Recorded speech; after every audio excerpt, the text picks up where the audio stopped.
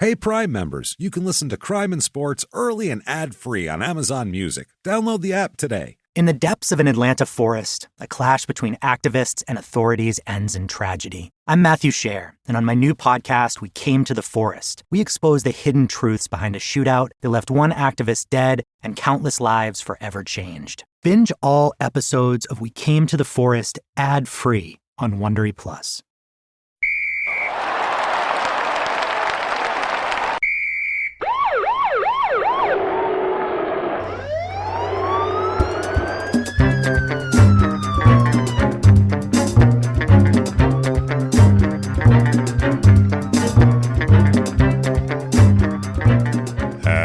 Hello, everybody, and welcome to Crime and Sports. Yay! Oh, yay indeed, Jimmy, yay indeed. My name is James Petrogallo. I'm here with my co-host. I'm Jimmy Wissman. Thank you, folks, so much for joining us today on another wild edition of Crime and Sports. It is brain damage sports once again, and you're going to say it's a football player. We did one a few weeks ago. I understand. You're going to go, he was on the Broncos. You did a Bronco. I understand. You know what? God damn it. Don't give a shit. And it's okay because Jimmy is like a diehard Broncos fan. Yeah, I like the Broncos. Yeah, it's nothing personal against the Broncos. It's just it has to be what it has to be, man. That's life. They do this to themselves. We all have to take our lumps, everybody. That's how this works. Quickly, before we get to this story, just want to say thanks for everything you've done for us. Thank you for your reviews. They are extremely helpful, so thank you for those. Thank you for your everything you've done for us. Whatever app you're on, give us 5 stars. It does help out a lot. Head over to shutupandgivememurder.com for everything, for your tickets to live shows, especially. Oh, my goodness, all the live shows coming. And the live show that's coming up, Crime and Sports, if you're listening when this comes out, this weekend, coming up in Sacramento. Right. Get there. We are there the 13th. There are still a few tickets left for that show. Right. Get in there. Also, we're Friday night in San Francisco doing Small Town Murder, 2 shows at Cobb's Comedy Club. So get those and come see us somewhere in Northern California. There. Patreon this week. Oof, good stuff this week. Oh, it's so good. Patreon.com/crime and sports is where you get all the bonus stuff. Anybody, if you're $5 or above, you're going to get every bit of bonus material we put out. Crime and sports episodes, small town murder bonus episodes, everything. And you're going to get 2 every other week. So you're going to get a lot. That's how we do this. And for Crime and Sports this week, we're going to talk about the scandals of Michael Jordan. Oh, fantastic. Rarely talked about because he is no one is the darling of the media quite like Michael Jordan. This is a man who could go on national television with a Hitler mustache selling underwear and nobody said shit about it. It's crazy. So squeaky clean so much that everybody is the Michael Jordan of something. But he also had a lot of gambling issues, which was fine. It was all off the court, but also there was conspiracy theories around his father's death connected to his gambling and his retirement early and all that crazy shit. Affairs out the ass, paternity suits on a yearly basis, and then one of the craziest divorce settlements of all time. We'll hear all about it. And then for Small Town Murder, we're talking, oh my God, one of our favorites. It's been over a year since we've done it. We're going to talk about Small Town Reviews, where we read people's good God, petty and very in-depth opinions on things, and we're going to make fun of them a lot. So it'll be very fun to read the Small Town Reviews. That's patreon.com/crime and sports, and you'll get a shout-out at the end of the show where Jimmy will try to pronounce your name and fail horribly. It's going to go poorly. Especially if it's Italian or Eastern European. That won't go well at all. So that said, you can also donate on PayPal. We're using our email address, crimeandsports@gmail.com, and still get that shout-out. That said, let's get into our superstar of the week here. It's Aqib Talib. I loved him. Yeah, Aqib Talib. As a player, he's hard not to like. He's an aggressive, hard-nosed defensive back, and currently hated him when he played for the Patriots. Super hated him, and the Bucks for that matter. Currently an analyst on Fox Sports. Oh, absolutely. He's like a color man. He's like a color man now. Yeah, he does his. That didn't sound. That sounded. I was going to say. You could Take it easy, sir. two letters could completely ruin us. You know what I mean? Destroy that whole sentence. Everything. The sentence, destroy the whole show. Two letters could have completely ruined us there. But no, he's a color man. That's it. Color analyst, yeah. Color analyst for the, I don't think it's any better if you put analyst or man or analyst. I don't think it helps at all. It really doesn't. It's pretty awful no matter what. If you added those letters, it wouldn't fucking matter what you described him as. You could describe him as, the magna cum laude graduate of whatever. Put that before it, it's bad. As long as you say color man involved, it's all fucked. It's all fucked out. So Aqib Talib here, he is born February the 13th, 1986. So no for shit. some reason younger than I had envisioned. He is so much younger than me. Yeah. I'm stunned. Why is this man making us feel old? Yet he's still done enough to end up on our show. That's crazy. Oh my God, he's had a fantastic career in the time that I've been alive. Now he's an elder statesman. Yeah. He's got respect and shit. Doing color. He's a color man. He's got all sorts of things going for him. Wow. So Aqib is born in Cleveland, Ohio. The poor bastard. Oh, yeah. To his parents. By the way, there's somebody, I can't remember when, but it was a couple months ago, somebody was tweeting excitedly about something crime and sports. I don't know. They liked the episode. Somebody replied to them. It was so fucking funny. Yeah. Somebody replied to them that I used to listen to that show, but they kept ripping on Cleveland, so I stopped. And I'm Come on.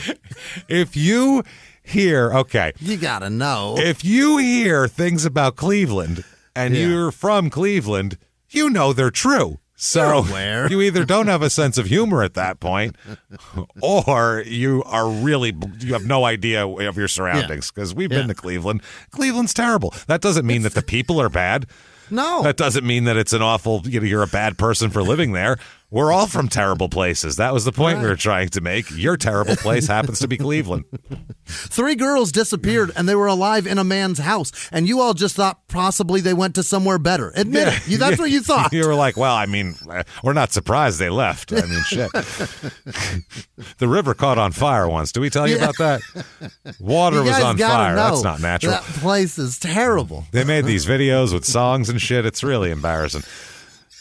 It's not good, man. They were funny, too. That was the tough part. If they weren't so goddamn funny, we could have dismissed them. But shit, goddamn it, they were fucking... All the fish have AIDS? Even the fish? Come on, man. That's funny. CR2 buildings. That's good. Look at both of our buildings. That's it. Both of our buildings. Fantastic. Oh, man. This guy has at least 4 DUIs. So, anyway, Talib here, his parents are Theodore Henry, who goes by Henry, old Teddy Henry there, and his mom is Okolo. Is her name, Okolo. A lot of O's in that name. It's a lot of Okolo. So Talib is they're pretty strict Muslims as well in his household. That's where that comes from. And he's the youngest of 4. Okay. His 2 older sisters here. He's got a sister that's 16 years older than him. So we're talking, that's a big stretch. That seems like he was maybe not really on purpose is what that is. That seems like, oh, shit, for real? You're pregnant? Fuck.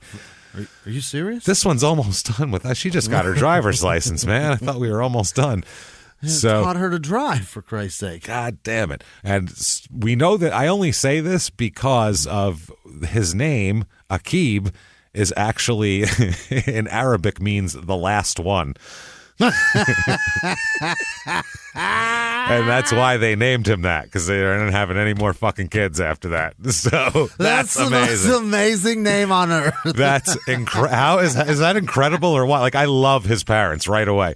Soon as I heard that, I'm like, these fucking people are awesome. They named their kid a joke. That's awesome. Teddy Hank came home and said, well, that's the last one. She's like, I got some news for you. Hello, little Aqib. Yeah, his name's Aqib, motherfucker. That's the last one. Shit. So that's amazing. The last one. He might as well have just said, no more kids, bitch. That would have been the name. Or that's what she named it. Maybe she said, I'm not doing this shit again. We're putting it on him. Maybe he said, I want 5 more. Either way. Agreement, probably.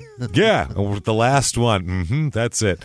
So there's that. His sister, like I said, 16 years older, which is a big stretch. And that's you have somebody that older, that's not even like a sibling anymore. That's almost a... No, when you're 2, she's a legal adult. Yeah, that's crazy. That's what I mean. That's wild. His parents divorced when he was young.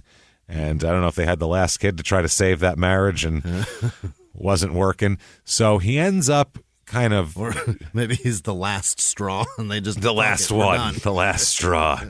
That could be it, too. Could be the last anything, really. So his dad ends up moving to Trenton, New Jersey. So he kind of splits his time between Cleveland and Trenton for a while till his mom moves to... That's what I mean. I'm like, Jesus Christ. Fuck, man. Good Lord. Anywhere else you want to throw in there? Is Amarillo fucking full? What are you doing?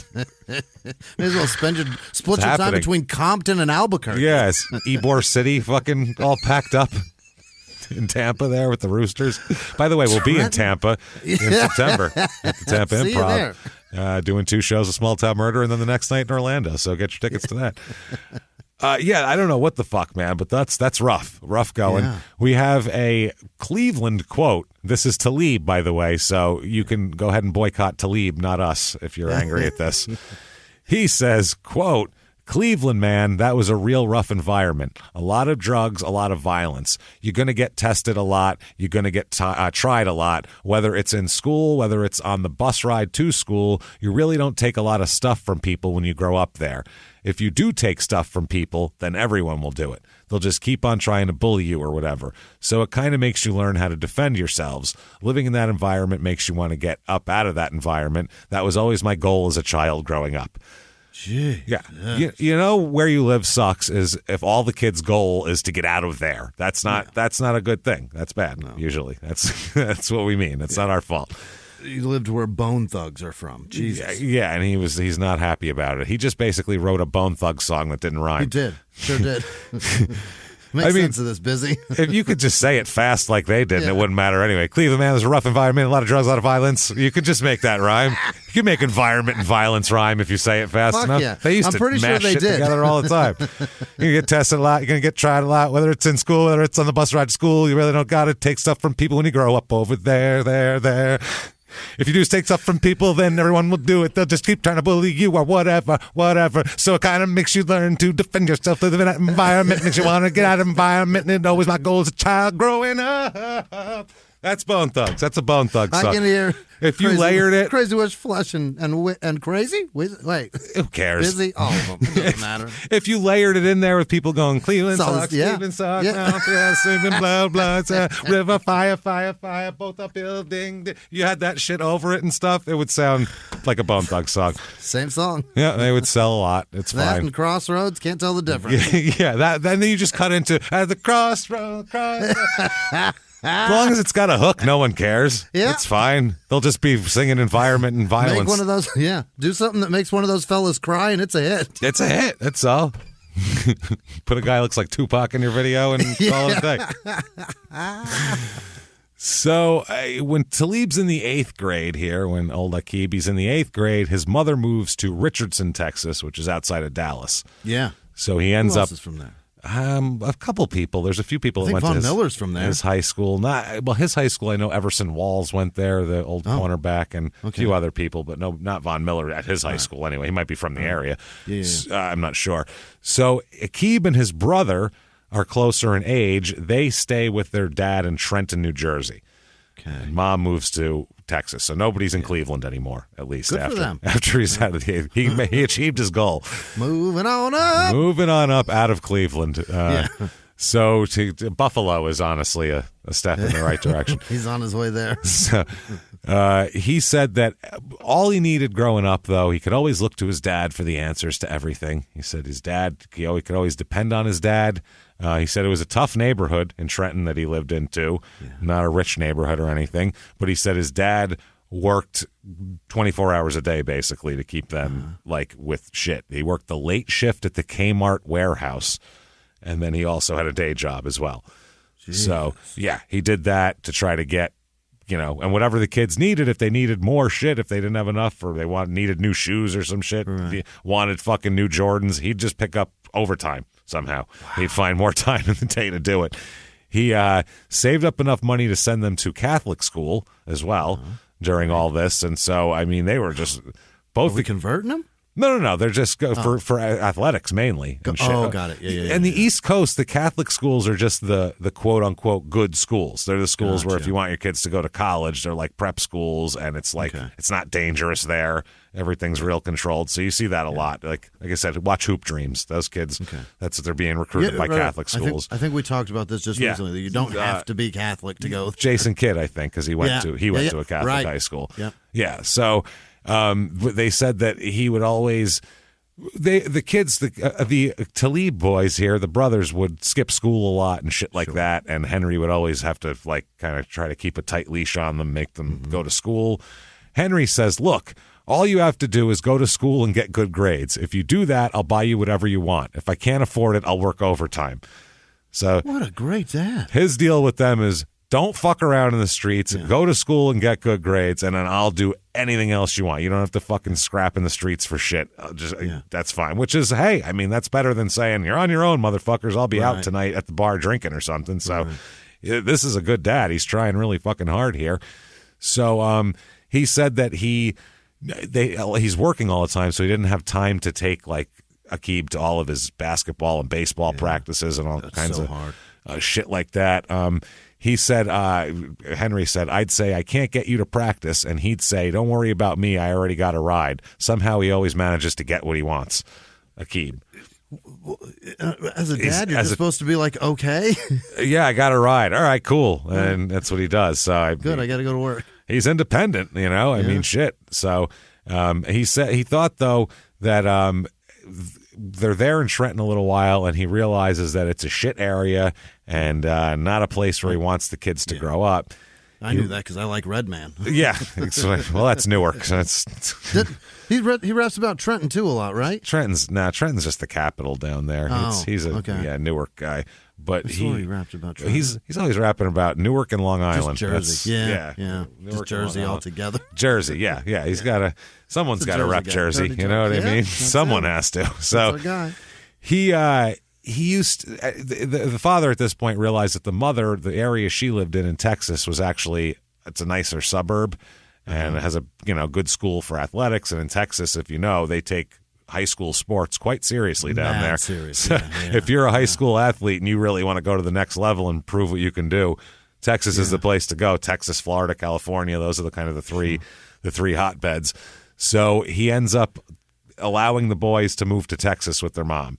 Oh, I thought you were going to say he moved there too. No, he had to stay, and I guess I don't know if the Kmart warehouse wouldn't transfer him or what, but he had to stay in Trenton. And Henry said, I'd go upstairs and sit in their room on the bed sometimes. I'd say I should have never let them go to Texas. Oh. Poor bastard, just sitting there. That's miserable. Missing his kids. That's tough stuff, man. Shit, that's tough. But, I mean, he's trying to give them a better life, he said. That's everything he did. He said whether it was working, whether it was sending them there, it was always he'd sacrifice whatever to make them have a better life. So he's a good goddamn dad, I'll say. So he ends up at Berkner High School in Texas. And this is in Richardson, Texas, and he's an all-around badass athlete. I mean, he's 6'2", and he's 6'2". In high school, he's like $190, but I mean, he's fast as fuck. He covers NFL wide receivers. Yeah. He's fast. He's an athlete. He's a smart son of a bitch too, as we'll talk about here. Yeah. He letters in football, basketball, and track for the school. Yes, I mean, he's just an athlete. And I found in high school too, he plays cornerback and wide receiver. So he's doing both. And he's so fast. Jesus Christ, is he fast? Yeah, he's dominant in high school. I found a few. Here's one from his sophomore, his junior year, where he had an 83-yard touchdown return from an interception. And I mean, it's pretty impressive, all the shit that he does here. And he had a 62-yard touchdown reception that day, too. That day, yeah. He caught a long one and then brought one back. 200 yards on offense and defense. Just running. His favorite players as a kid, he looked up to, and this makes sense growing up, being in the Dallas area at this time. Michael Irvin and Deion Sanders, which I would assume any young cornerback who's got some flash to him is going to look up to Deion in the late 90s.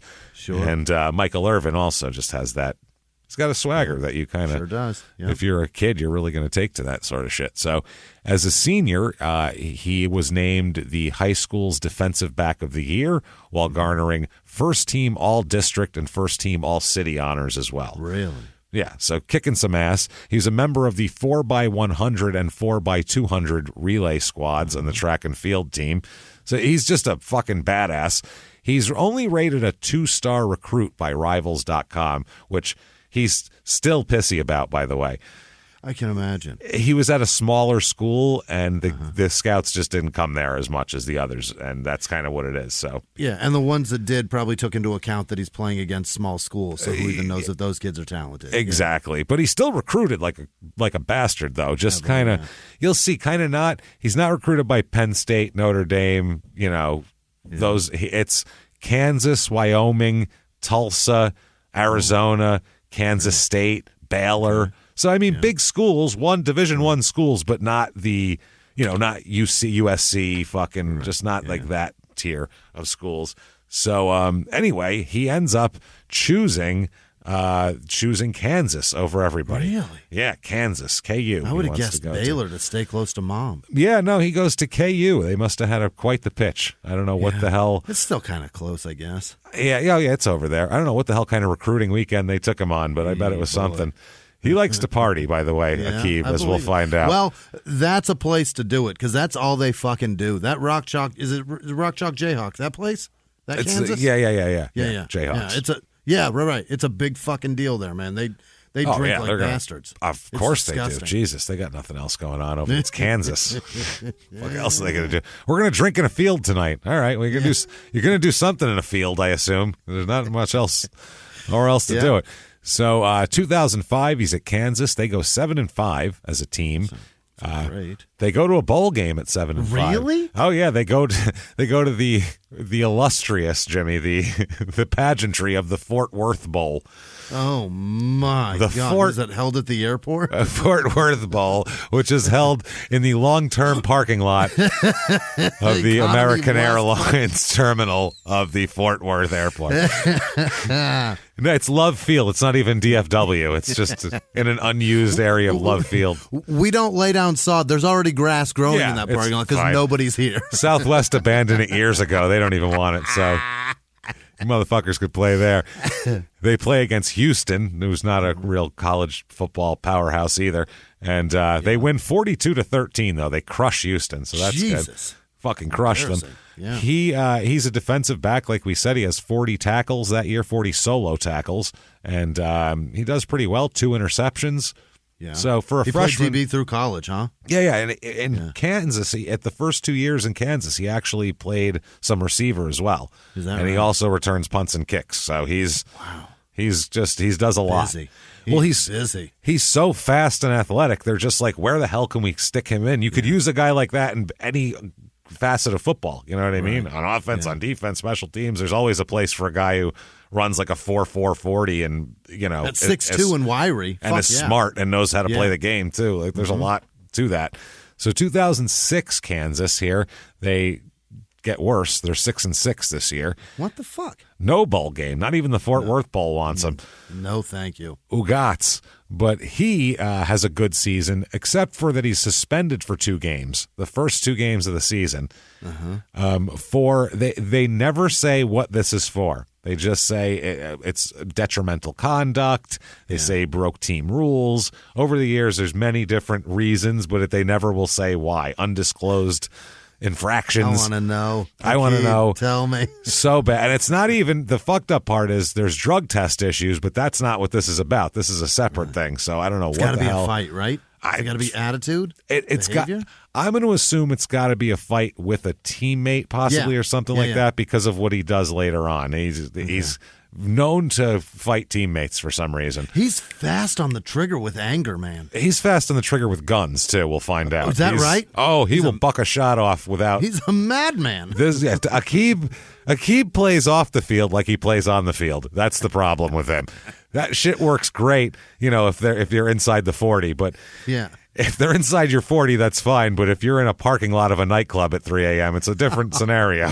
You maybe should be less aggressive. So he does well, though, anyway. He's doing he averages 39.5. Oh no, that's something different. Never mind. He does really well. He starts at right when they bring him back in. He also catches a 45-yard touchdown in the first game he's back from his suspension. Sophomore season? Yeah, 45-yard TD pass, so that's not bad. And his coach said, Aqib's played well for us all year. He's been a real playmaker. That's what he says at the end of the year. Now, in October of this year, everything's going well. I mean, he's back from suspension. He's doing great. He's got a girlfriend, a girl named Courtney Jacobs, who's a sprinter on the KU track and field team. So I mean, is she about to be slowed down a little bit? It's all doing great. I don't know how she's going to do the hurdles because she comes up pregnant. So that's the hurdles might be an issue after a couple of months. I'm going to assume. Some issues there. Add some time to her 40 with that. We're going to make her the anchor now. She's definitely going to anchor the relay. So, she came up pregnant, and she said she freaked out about it. She said to her there was no way. She said, quote, I was really upset. I love honesty. She said that wasn't what I had planned for my life. Aqib was the one who said, Courtney, we'll get through it. We'll have enough money. There will never be anything the baby needs. That's nice. So, as he said about it, quote, it was a shock. We were both in shock. We didn't mean for it to happen, but we were going to make the best of the situation. We're now living together. She's my girlfriend, and she's going to be my wife. Okay. So he said, you know what? At first, we didn't know, but we decided just to settle down and, live a different kind of life. We're just going to be parents now. That's all. That's it. Settling on down. Everything's fine. That year, he plays in 10 games. He has 30 solo tackles. He has 6 interceptions, which is a shitload. Oh, Jesus. In 10 games, that's a lot of interceptions. That's crazy. That's a lot. So he does pretty well there. Not too shabby. He's got a decision to make when the baby's coming up here because he's also named to the Playboy All-America team. The what? The Playboy All-America. Playboy for years. Like the magazine? Yeah. They did their own All-America team. And then they would invite all of these, young strapping football guys to the mansion. What? For ceremonies and all this, where they would then, I'm sure, romp with other young, attractive women who are running around half naked. I mean, this is a scenario. And he's going to give everybody alcohol as well. It's going to be a party. What kind of... This is crazy. What is it? It's a Playboy party. It sounds like a Saturday night at the Playboy Mansion in the fucking 70s or something. They're just trying to stretch it into the 90s or 2000s. This happened in goddamn 2002? Yeah, it's not the mansion, not this one. They used to do it at the mansion, but they're supposed to go to Arizona, which is just as debaucherous. Way worse. It's worse there. Yeah, it's worse. There's so many more eyes in L.A. That's so scary. Arizona, people feel like they can do anything they want. That's why you see how many has there been a city that more of our athletes have been arrested in than Phoenix or Scottsdale? I don't think so. It's because a lot of them have houses there and they think it's not LA. No one can see me. There's nobody here. But everyone's there and they can still see you. And there's spring training there, which is also a problem. So they're supposed to go on a trip. There was a chance, though. This was right around the time when Courtney's supposed to go into labor, right during this trip. So Aqib, Henry, the father, says this, quote, Aqib said, I'm going to be there when she has our baby. I said, whoa, you're really growing up now, because he's not going to go to the event instead. Yeah. So it turned out, though, he did go to the event and got lucky. He acted like it was a big, responsible thing to go to the baby's thing, but she just didn't go into labor while he was gone. He just got lucky. It could have happened. So he went there. He said it was memorable. He was, he's rubbing elbows with some of the nation's finest players. I'm sure there's more than that going on. What are their names? Yeah, Miss exactly. November? Yeah, let's tell me what club do they work in? What's their stage name? These some of the finest athletes in the country. You should see her do the upside down thing on the pole. Just wraps her ankles around it, can dangle herself, her titties flop back and forth. It's something. I'm all American. I can't do that. I can't even do that. Shit. So anyway, his daughter is born, Kiara. He names her. She's born on June 22nd, and he had got there in time and Got to sit there with her for 14 hours until it all happened here. He says, quote, "It was crazy seeing my daughter come into the world. It had my mind everywhere for a good 2 days. That was the most out there experience ever." And I paused because he paused. He's got ellipses in there. So out there. He didn't know what to say. It was trippy, man. Man, it was trippy, bro. I was just sitting there this one time, man, and like this baby just fell out of her, bro. And like I saw its aura, man. I just could see it, and it was purple and pink and beautiful. You know what I'm saying? It was beautiful, you know? Aqib Talib's the hippy-dippy weatherman? I don't know what his fucking deal. Yeah, I don't know what his story is here. Yeah.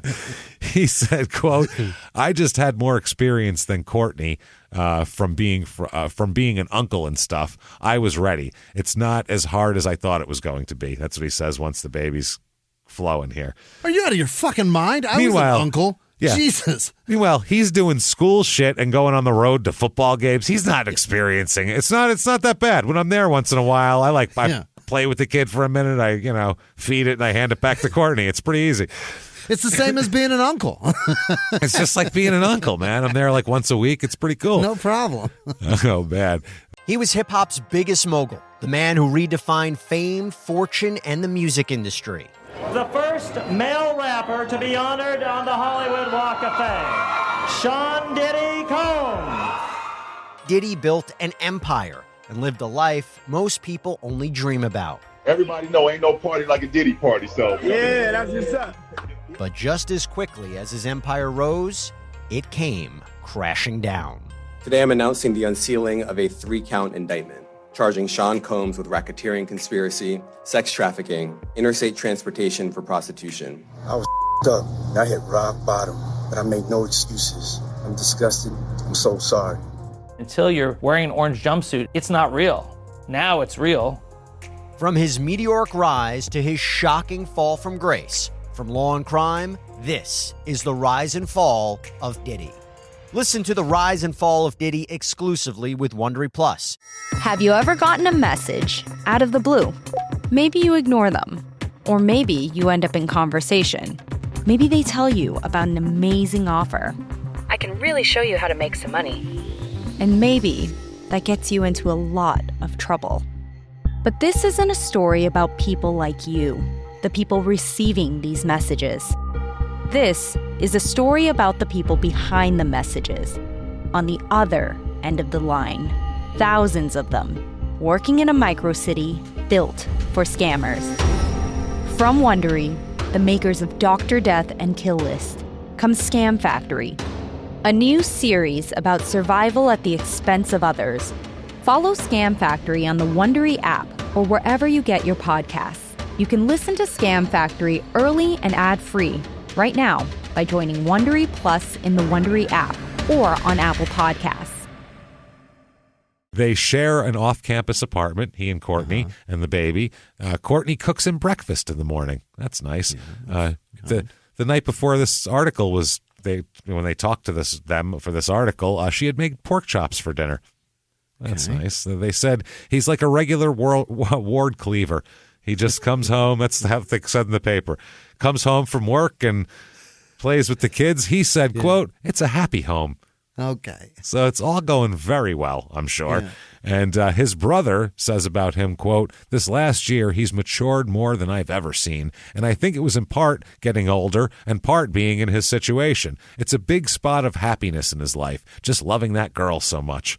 Meaning his daughter, I think. So that's him off the field. Obviously, wow. Not only is he good now, he is good. He's he has no time for shenanigans. No, I'm exhausted already. He should retire. He's done too much. He's done too.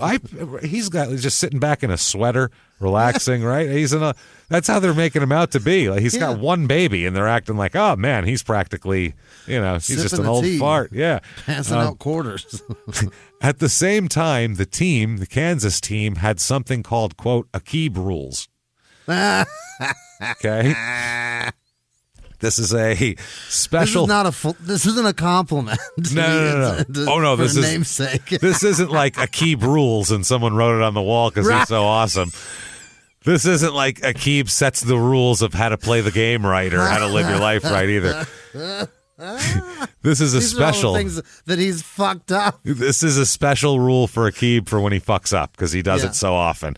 They said that this is the quote from it that from an article that from the way a coach put it, when he did something stupid, which was not an infrequent occurrence there, his teammates could put a free body shot on him. What? And we're not talking about they're going to do some tequila out of his belly button. I'm talking about a defensive lineman can come up and punch you in the fucking stomach is what this is for. I don't know if it's a punch or a slap. Yeah. It's probably a slap, I would assume. They can lay a slap, but that's going to hurt after a while. He's going to Or is it they get to tackle him?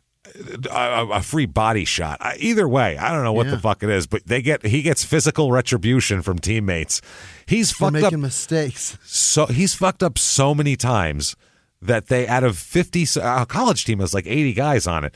Out of like 80 guys, he's fucked up so much that they have to make a special rule for physical punishment for him for his fuck ups. That's a lot. And he's not even a senior yet. He's been playing 2 goddamn years. Like this is. They're electing for corporal punishment. Yeah, holy shit. The Jayhawks assistant coach, Clint Bowen, and we'll hear from him a lot, or Bowen, he said, quote, about Aqib, quote, contagious personality, good, bad, or indifferent. So no matter what, One way or another, you're going to know he's there. This coach also said, when there's excitement to be had, he'll be in the middle of it. He's had a hard time avoiding that. God damn it. I can't believe how much that is hung on to him. Yeah, this is absolutely. Just from watching him play. That's exact. If you could say Aqib Talib in a sentence, that's it right there. That's it right there. Yeah, when there's excitement to be had, he'll be in the middle of it. He's On right the field, off the there. field. Yeah. He's a ball hawk. He's always around the ball. Yeah. He's always talking. He's in shit with people. If there's a shoving match with a receiver off to the side, he's right with it. You're pretty sure it's him locked up with somebody. Yeah. He's that guy, which on the field, you love that. But off the field, apparently, like I said, apparently it bleeds on the field rather than the other way around. And the difference between him and that Finnegan kid that played for the Titans and he bounced around the league other places, played other places too. The difference between him and Aqib is that Aqib could fucking shut people down. He's so good. No, so good. Aqib's a guy who if you're not a big football fan, if you don't know anything about football, if you're a foreign listener, if you've at least seen a play set up, like you've seen the guys on the line right before they snap the ball, okay? There's the guys all the way out on the edges standing up, standing there looking in. Okay, those are the wide receivers. Yes. They're on an island with another guy out there. Yep. It's a lot of coverages or zones, so that corner, the defense will let the wide receiver run by because a safety's supposed to pick him up, and then somebody's supposed to shade over there, and he's supposed to play up in case there's a dump off. There's all different ways to play. Then there's certain guys, there's maybe 8-10 of them in the entire league, basically, at a time, who are what they call a shutdown corner. Well, that doesn't mean they can shut down everybody, obviously, but that's a guy where you can take the other team's best receiver, put him on him, and then that's it. You don't have to all game. Safety help. Yep. You don't have to worry about shit. We play Megatron this week. Aqib covers him, and we worry about the rest of the team. Like Darrell Revis when he was at his peak, and all guys like that. Champ Bailey. There's always these guys in the league, and there are always a few of them, and that's why Dion was such a commodity because you could take Jerry Rice and go get on Jerry Rice entirely out of the equation, and he's going to have 4 catches for 55 yards that day because Dion's going to be blanketing him, and that's just the way it is. Which is the whole rest of the defense. You don't have to worry about zones and safety coverage, any of that shit on that side of the field. So that's a huge perk. That's why these guys get paid so much fucking money. If you're not a big football fan. But the other aspect is when they do pay that guy and make him feel like he's that big of a tool to the team, he realizes it, and some of them can't handle that ego stroke, and they become like this arrogance and they get burned, and then they look like complete dickheads. Do you know what I mean? Yeah, well, and they're walking a tightrope where they're playing against guys who are incredible. The receivers are insane athletes. They're ridiculous. And the receivers know what the play is, and you don't, is the other thing. So they have an automatic advantage that way. Slight advantage. It's like a catcher having an advantage over the hitter. Like he knows what pitch is coming, you fucking don't. So he's got a better chance of catching it than you do of hitting it, probably. Right. So it's one of those deals. When you see that, it's something to think about. You have to. And those guys, you pay them fucking $15 million a year, and then they fall down on a play, and the the tweets, holy shit, the things people say about him are insane. Well, it's almost like having to be a relief pitcher. You've got to be fucking it's the same type of thing. Well, you're walking a tightrope. You have to have a mental thing of you got burned that time, but next time no one's fucking with me. That has to be your automatic mindset. You have to have all those weird things for a cornerback. And by the time you're really recognized and really getting paid, that's when you're in your late 20s by then, so you're coming out of your athletic prime. Yeah. So when you're covering a 24-year-old wide receiver who runs a 4.3, you're going to get burned once in a while then. Sometimes and that's it's going to happen, yeah. It's tough, man. It's really hard. So his coach, Bowen, here, said that Aqib would pretend not to pay attention in secondary meetings while at Kansas, in like the team meetings for the secondary. And then he would laugh at the safeties when they didn't know answers to questions because he would know because he was paying attention. Bowen said, quote, "He's dumb like a fox. He'll play that street thing, but don't let him fool you. This cat is highly intelligent." Yeah. I think the phrase is smart like a fox or quick like a fox. I don't know, but I don't think it's dumb like a fox. People say someone's like crazy like a fox because they're not really crazy because they're acting crazy. Either way, whatever it is you're pretending it is what it is. So he's dumb like a fox, meaning he ain't dumb at all. And he's not. That's what he said. He'll play around, but then he knows what the fuck he's doing. 2007, Kansas gets real good. They're 12-1 that year. Really? What the hell happened there? They go to the Orange Bowl that year. Who the fuck did they have on that team? I looked. It's really nothing that nothing impressive? Some quarterback that never did anything in the like the NFL or anything. So they go to the Orange Bowl against Virginia Tech that year, and they beat them. 24-21. How about this? So they win the fucking Orange Bowl, Kansas, which is weird. He plays in all 13 games, 44 solo tackles, 5 picks, but his 5 picks yield an average return of 39 yards per return. Wow. On his interceptions. And he's picking the ball and running 40 yards every time average. And he has 2 touchdowns, 2 returns for touchdowns that year. So he is a beast this year. Yeah. He's an All-American. He's just, all the accolades you could get. Yeah, you don't stick around. Well, because he's got 1 year of eligibility left, and he gives all the credit to his brother. He said a lot of it. Is that right? He said, his quote, brother did that for him. He said, quote, "My brother helped me out a lot." He said Aqib used to not like to work in the weight room, and he'd show up late and do just enough to get by. Yeah. And when you're fast, you're like, I don't know, I'll just catch up to the guy. What if I run? Yeah, I'll just run faster. He said, he told me to look at this like it's your job and to act like this is your job and to get ready for the real world because the real world is very hard. Yeah. He's my best friend and we talk every day. He gives it to me all the time. But when he gave it to me last year, it stuck. That sounds terrible. He gives it to me all the time. When he gave it to me last year, it stuck. We have a little girl now. I just had her last week. It stuck, meaning he knocked me up good. Like a dog? Like it got stuck in there, so he had to turn a water hose on you? Couldn't detach. Yeah, you got to really... It stuck. He wishes he could say those words. Yeah, he said that, and then he paused and went... You know what I mean. What the fuck did I just say? Did I just say? Wait a second. Never mind. They're not going to write that part anyway. And then he kept talking. Quote, he said, "You were a freshman All-American and you have a chance to live out your dream and get a chance to play in the NFL, but you're about to mess it up. He opened up my eyes and showed me what I had to do, and I became more disciplined." He said that he wouldn't even recognize the guy he was 2 years ago when he came here. Okay. Doesn't even know that guy. Who are you? What? Yeah. You're not the last one. I am. He said, quote, I was a very immature person as far as everything. Workouts, scheduling, everything. I was on my own schedule. Like, I'll get there when I get there, and I'll just get on the Stairmaster and not lift the weights. I was just a young and immature and not knowing my talent level and not knowing what I had a chance to do. I was just very young and not thinking. So, yeah.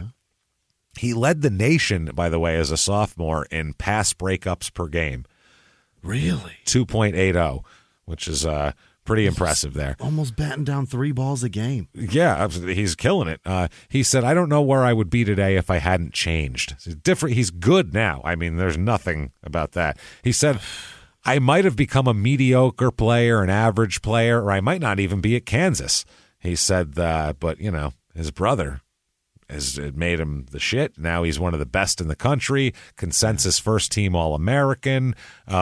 He picked off Josh Freeman in the Orange Bowl and in a different game, I'm sorry. He also ran back that year against Florida International, which I don't even know that had a football team there.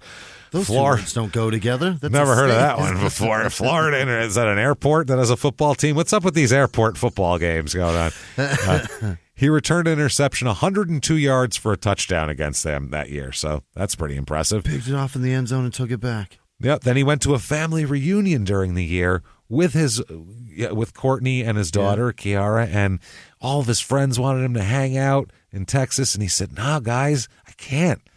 I got my girl and my family, man. My girl and my baby. Yeah. I got to step away from that now. That's all over for me. Damn it. Yeah. I'm mature." He instead was hanging out and he was watching ESPN, and there was a show called College Live, which was new at the time, and he said that his name came up as one of the top quarterbacks in the country and cornerbacks in the country. Yeah. I say quarterback. You did. Top cornerbacks in the country, and he could be in the first round. He could be drafted in the NFL draft. And you saw that on TV. They saw that on TV, and they recorded it on TiVo and watched it over and over again. Oh, yeah. And he said, quote, "It was the first time I've seen me on the real ESPN, not Fox Sports Net." On the real one, not that shitty Fox Sports Net Kansas or whatever the fuck. Yeah, that local Fox bullshit. Big, it was a Big Ten network or some horseshit. FSN KS. Yeah, oh, that's a good one there. Yeah. FSN Plains. FSN Wheatfield. I was just going to say FSN Wheat Belt. He wins the Jack Tatum Trophy, which is the nation's top defensive back. Wow. That's pretty fucking impressive.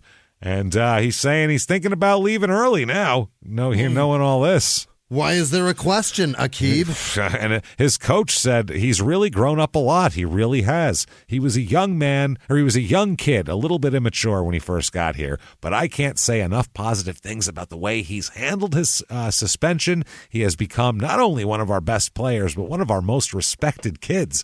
The players like him, the coaches do, and he's all about the team. He's about winning. He doesn't care about all the accolades he's received. He deserves them. Yeah. Well, Coach, let's start with stop calling him a fucking kid. He's a father. Yeah, he's a goddamn paterfamilias. They all do that, by the way. Yeah.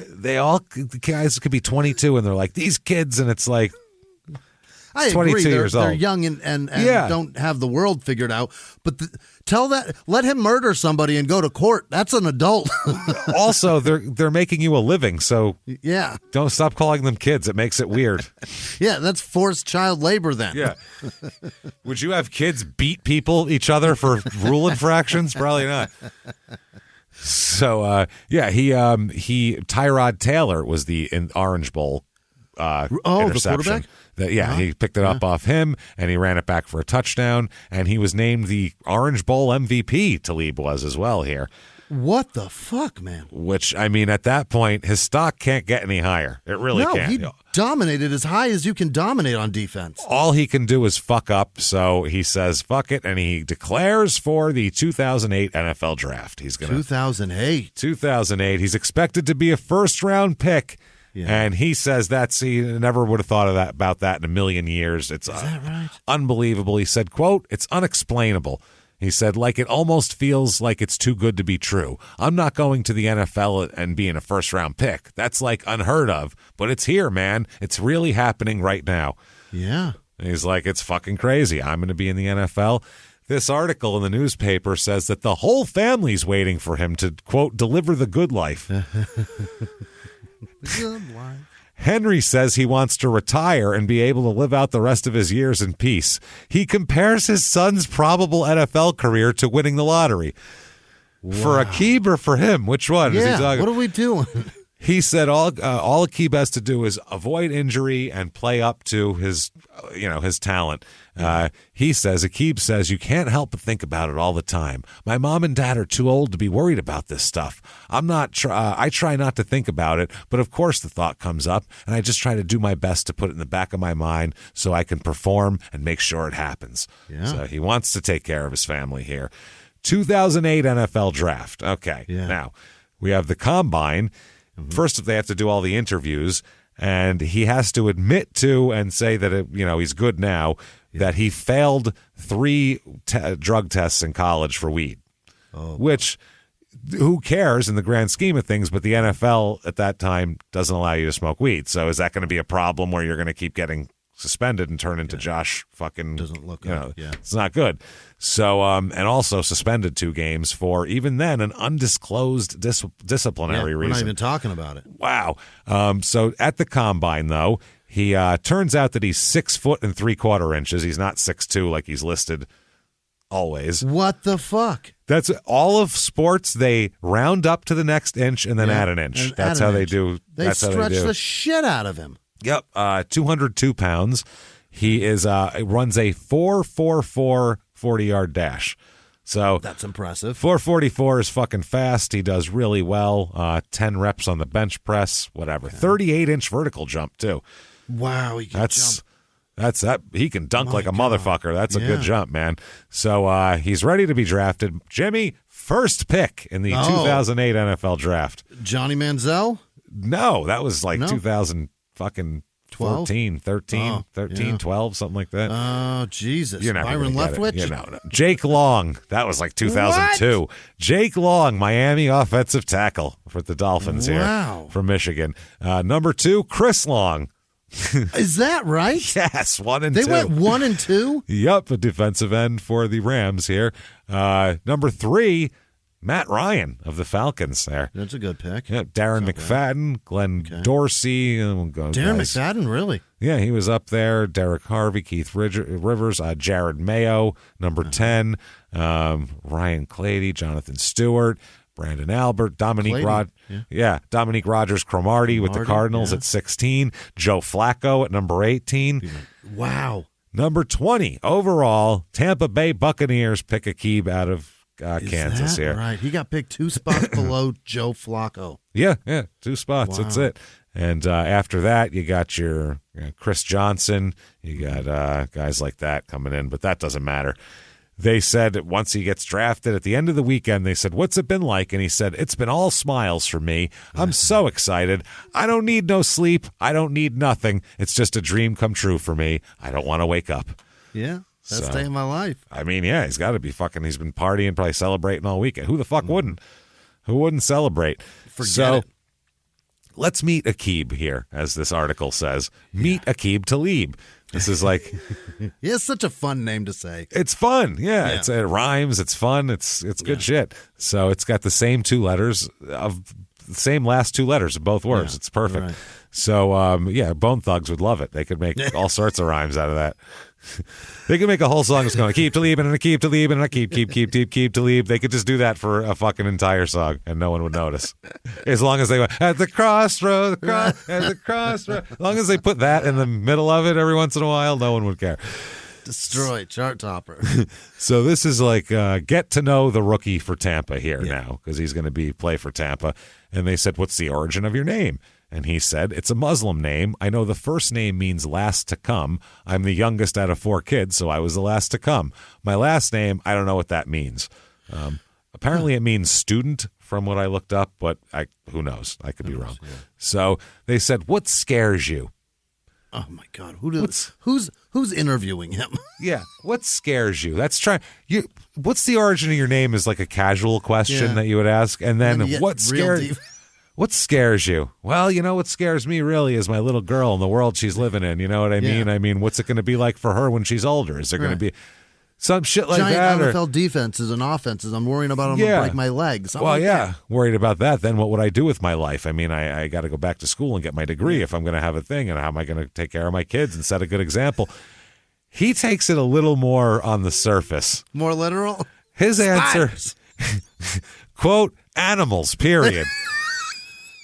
It gets better. No, it gets so much better, Jimmy. Not just animals, period. It gets so much fucking better. Keith, you dummy. His A to Z here is amazing because it's actually D to D, and it's fucking hilarious.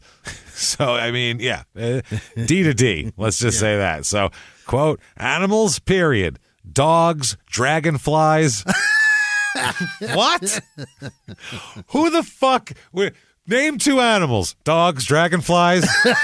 Who would say that as their first 2 people? That's the guy that has had run-ins with dogs and dragonflies for sure. This makes me think he's thinking about them all the time. He's like, man, fucking dragonflies, man. And people, what? Every time I go outside, these fucking dragonflies are everywhere. Don't you see them? They're huge. They're like Fear and Loathing in Las Vegas. They're the bats. There's bats. Dogs and dragonflies. Dogs, dragonflies. I don't like no kind of animals. I don't like lizards, gators, none of that. Okay. I don't like any lizards, big or small. This might be one of my favorite quotes we've ever had, honestly, the whole thing. I got to go one more time with this. What scares you? Animals, period. Dogs, dragonflies. I don't like no kind of animals. I don't like lizards, gators, none of that. Okay. I wish he said none of that shit. Yeah, none of that shit. If he might have in the reporter. Yeah, they just apparently he curses constantly, apparently. I do know that. That's the thing about him. Yeah.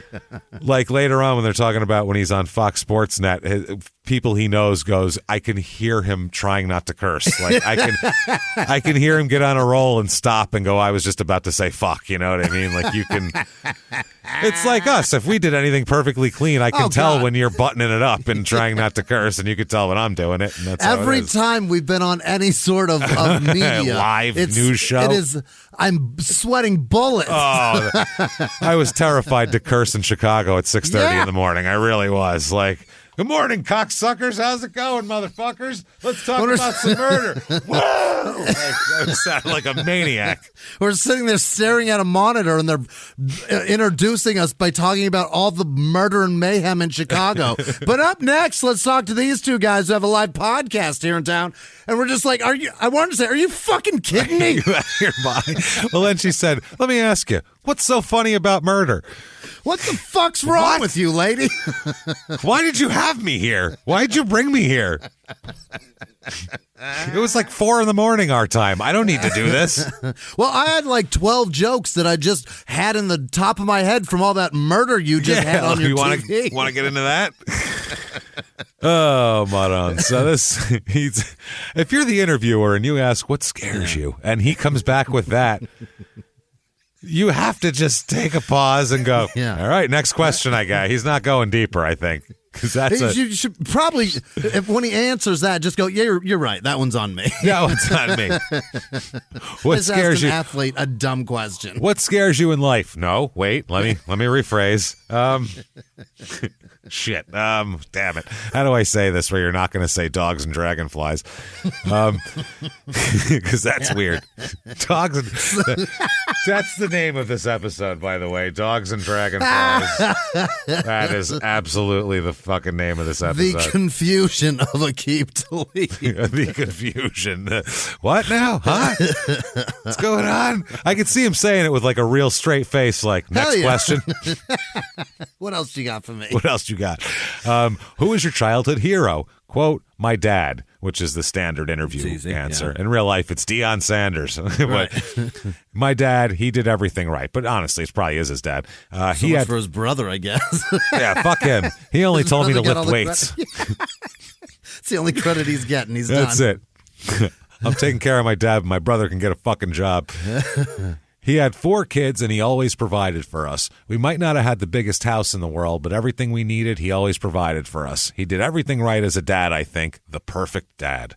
Yeah. Wow. How often, I don't think we've ever heard that on a crime in sports first. We never. It's either the dad is either runs away and you never hear from him again, or like we always say, sticks around and beats the shit out of everyone within arm's reach of them. Right. Or they're the Todd Marinovich dad who's like, you're going to be a fucking football player. Suck on this kidney. You know what I mean? Yeah, like insanely overbearing. We've never had just helped me when I needed it, didn't bother me, perfect dad, he was around, never at all. So that's awesome. What's your favorite TV show? Easy. Okay. Martin, he says. Oh, what? It's not on anymore, but I just watched the DVDs. I was just going to say, it's 2008, man. He's what are like, you talking about? I just pretend it's 94. It makes me feel good. Like, all right, that's fine. I like to watch old shows. But yeah, I loved Martin in the 90s. It was fun. It's a great show, but 2008, it's not on TV, number one. And Martin is in a psych ward. Yeah, well, I catch... Every once in a while when we're on the road at like 4 a.m, I'll catch Martin will be on some like fucking TV station from wherever the fuck we are in the middle of the night. And I put it on. I'm like, oh, this wasn't good at all. What was I thinking? Like, it was really good in the 90s and it has not aged well. It really hasn't. It's not. Bucktooth police officer being silly ain't the same. It hasn't the same. Hasn't quite aged well. What's your favorite video game? Now we're getting deep. Here we go. Now we're getting deep. Is it Grand Theft Auto? I'm a Madden football guy, PlayStation guy. In Kansas, we're good, so we press R2, random. And whoever you get, that's who you play as. You see, when you're good, that's what you do. You can play with anybody. That's baller. Yeah, he's got a lot of confidence in his Madden skills. That's pretty impressive. Shit. What kind of music do you listen to, and who's your favorite artist? Wow. I like rap music, Lil Wayne. Yeah. Okay. What's your favorite food? Chinese food, sesame chicken. Oh, not bad. Not bad. Good choice. What's your favorite movie? Money Talks, which is new at it's the second Wall Street movie that was new at the time. That's not his good. Favorite? I think he just saw it the day before. It was Probably. Like, he was like just in the theater. He was like Steve in Stranger Things when he went to the video store for a job. And the favorite movie, Star Wars. The Star Wars. Which one? I don't know. The one with the Muppets. That one. The one with the new one. I like that one. It's like that's what he's doing basically. I just saw that. Yeah. So he dismisses his immaturity in college because before. In college, he dismissed before college. Now he's got to dismiss college as immature as well, even though he said he was fine then. He dismisses his marijuana use as an immature phase of his life. That's fine. Yesterday. He said, it was a stage when I was a young man. I'm in my 40s now. This is what the... Moving out of the house, being on your own for the first time, all that stuff happened 2.5 years ago, and I learned a lot from it. I'm a grown man now. I've moved forward from that. He said, I'm a grown man. I'm a grown man. 2.5 years ago, I was a child. Yeah. Since then, I've learned how to mask weed and drug tests, so I'm doing much better now. And change diapers. It's better. Yeah, that and diapers. He said that he was honest, and, John Gruden's impressed with him, coach of the Buccaneers at the time. Yeah. He said he came out...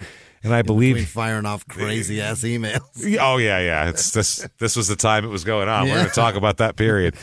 He came out and I believe was honest with what occurred. I'm not going to live in the past. I'm going to live in the future. I trust this kid, and we're going to give him an opportunity to prove it. Gruden said that. Gruden said that. He said he keeps being scrutinized, and he said Talib's owned up to it all though, and he's ready to go. And he said actions speak louder than words. So I'm pretty sure that after this season, when nothing happens, the scrutiny will die down. That's what Aqib says. He said, so I'm not really worried about it. I made a bad reputation at Kansas from doing that, and I'm not dumb enough to do it again. Okay. He's good. Super good now. Yeah. By the way, Grace. Okay? Really? Good now, baby. A few miles from the glass spires of Midtown Atlanta lies the South River Forest. In 2021 and 2022, the woods became a home to activists from all over the country who gathered to stop the nearby construction of a massive new police training facility, nicknamed Cop City. At approximately 9 o'clock this morning, as law enforcement was moving through various sectors of the property, an individual, without warning, shot a Georgia State Patrol trooper. This is We Came to the Forest, a story about resistance. The abolitionist mission isn't done until every prison is empty and shut down. Love and fellowship. It was probably the happiest I've ever been in my life. And the lengths we'll go to protect the things we hold closest to our hearts. Follow We Came to the Forest on the Wondery app or wherever you get your podcasts. You can binge all episodes of We Came to the Forest early and ad-free right now by joining Wondery Plus. In the 1980s, a rosé swept the country. Hey, Mike, I really like this White Zinfandel. Well, good. Now put it down. I'm going to try another one. White Zin became America's top-selling wine. But most don't know that this sweet drink has a sour history. What began in 1986 with counterfeit bottles, a big fraud, a multi-million-dollar fraud, sent investigators chasing one of the most powerful families in the business, the Licciardis. But the closer the feds got to them, the more dangerous things became. It's a story of deceit. At the time, I was paranoid. Threats. You touch my kids, I will kill you. And murder. With a .22 caliber bullet to the head. What started with a scheme to mislabel wine spilled into a blood-soaked battle for succession. Welcome to Bloodvines. You can binge listen to Bloodvines exclusively and ad-free on Wondery Plus. Join Wondery Plus in the Wondery app, Apple Podcasts, or Spotify. Rookie Symposium, all right? Boy. This is literally, you get drafted, okay? You go to the combine, you get drafted. The first thing they have you do is go to a rookie camp thing, which has nothing to do with, like, football stuff. We aren't looking at playbooks. We're not No. running drills. We're sitting the fuck down in sweatpants. This is getting it. Some life lessons. And this is class 101, the first thing you're doing in the NFL. Yeah. So trying to make a good impression, maybe, not look like a jerk off. They're learning about everything. They're learning about, like, everything from checkbooks to fucking insurance things to handling money, wealth planning, to understanding when you're being scammed. Yeah, all kinds of shit. Try not to impregnate strippers on a yearly basis. Once in a while, we get it, but like not a yearly basis. It's going to add up in your finances after a while. There's going to be a lot of women that want to have sex with you. Try and pick the ones that don't want something out of you, or also don't just fuck everybody because some have diseases. And also they say here's the banned substance list, and they put a list that's like 45 feet long. It's like Santa's naughty and nice list. Like, you can't have any of this shit. Don't take any of this. Oh, okay.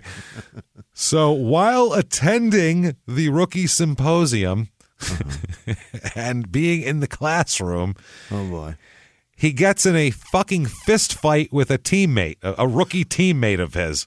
What do you want to bet that was in the symposium? Yeah, don't fight with teammates. I'm already beating him up. What if I'm already punching him? Corey Bird is his teammate. Oh, by the way, he then also overslept and missed a flight to Canton, Ohio for a mandatory rookie function at the Pro Football Hall of Fame right after he got in a fist fight at the rookie symposium. Why would you do that?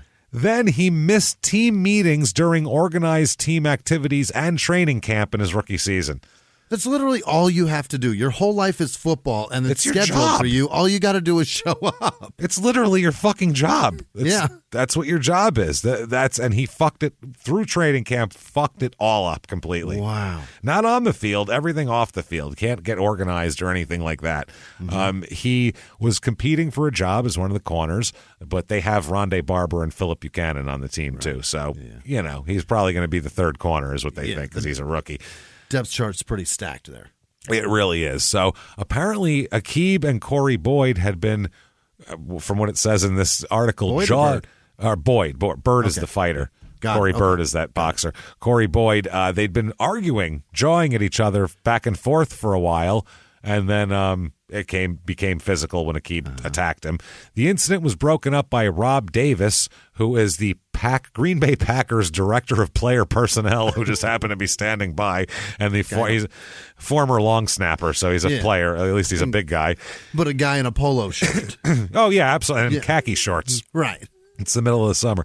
So, or no, it's earlier. So maybe pants. He probably has long pants on. Let's make it respectable here. So he said they were told not to let the incident leave the room, but it obviously did because we're talking about it 15 years later. So that's what happened. He also appears in Friday Night Lights.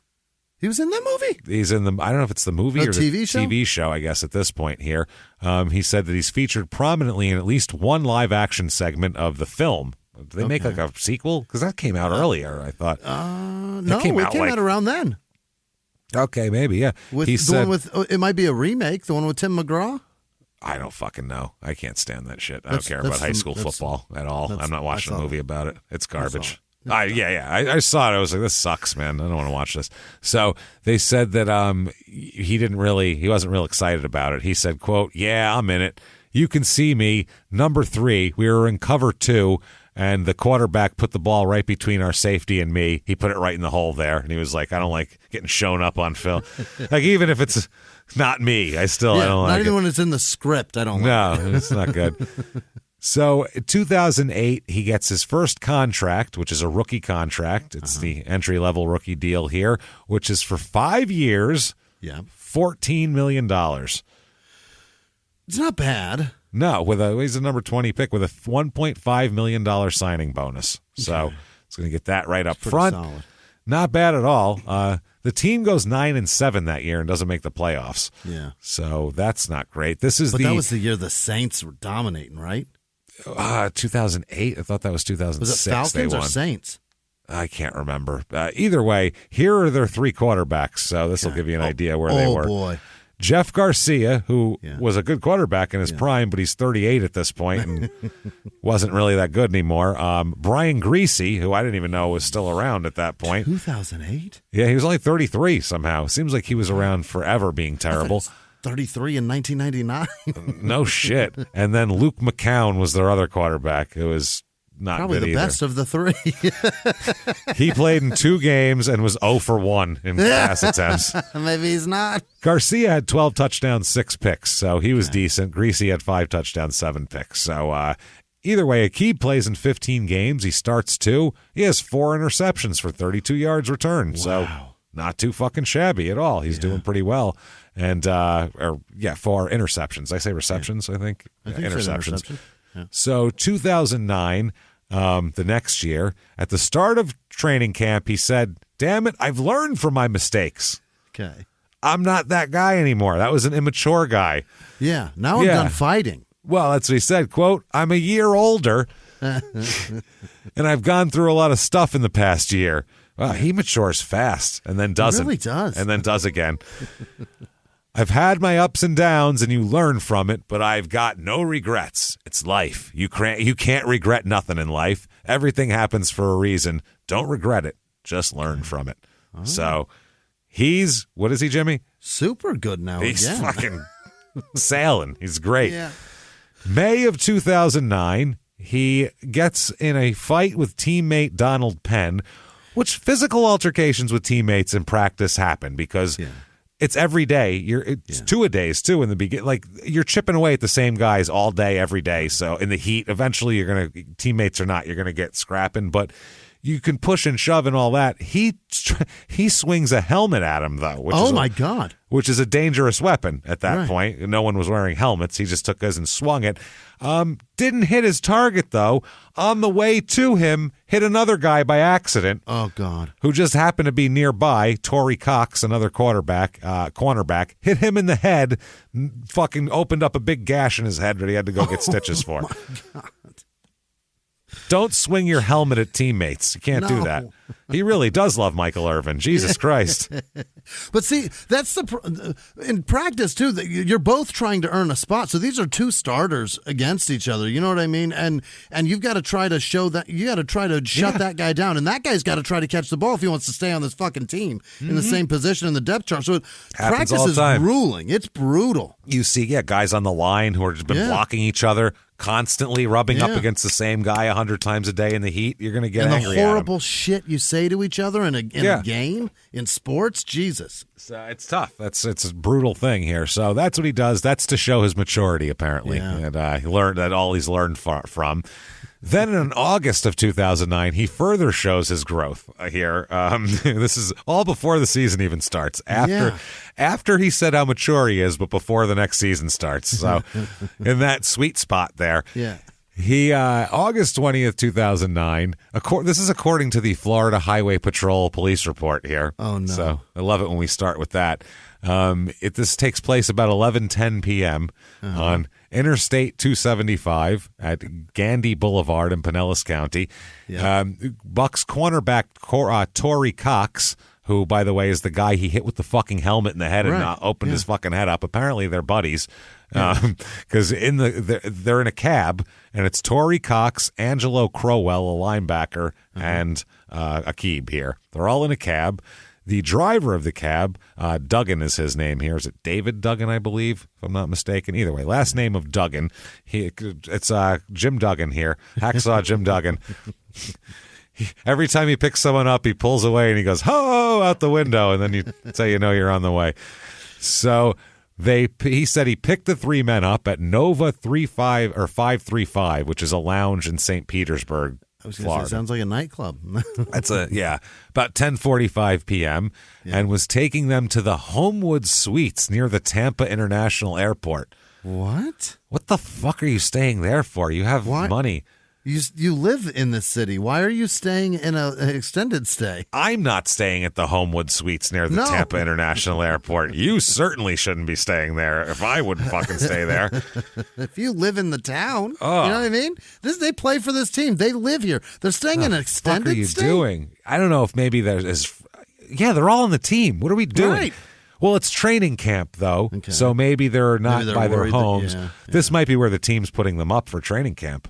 That's possible, too. If that's true, that's NFL better get their shit together, because that's terrible. Training camp's supposed to be shitty, though. That's why. They used to do it, some teams would do it in Army barracks. Oh, my. They do Army barracks. I remember hearing about these in the 60s and 70s. Army barracks were the guys, it was like Major League. The guys had to sleep on cots and shit, like double-stacked cots. And at this, whatever curfew was, they'd lock the fucking door and lock you in there. And it was like, it's like you're in prison. Yeah, that's what training camp was. Or they do Holy shit. A lot of teams would do training camp at colleges because over the summer there's no kids there, so they would use the dorms as their thing. So they'd have like dorm rooms all summer. Beautiful, this is actually Lawrence Taylor jerking off in my bed.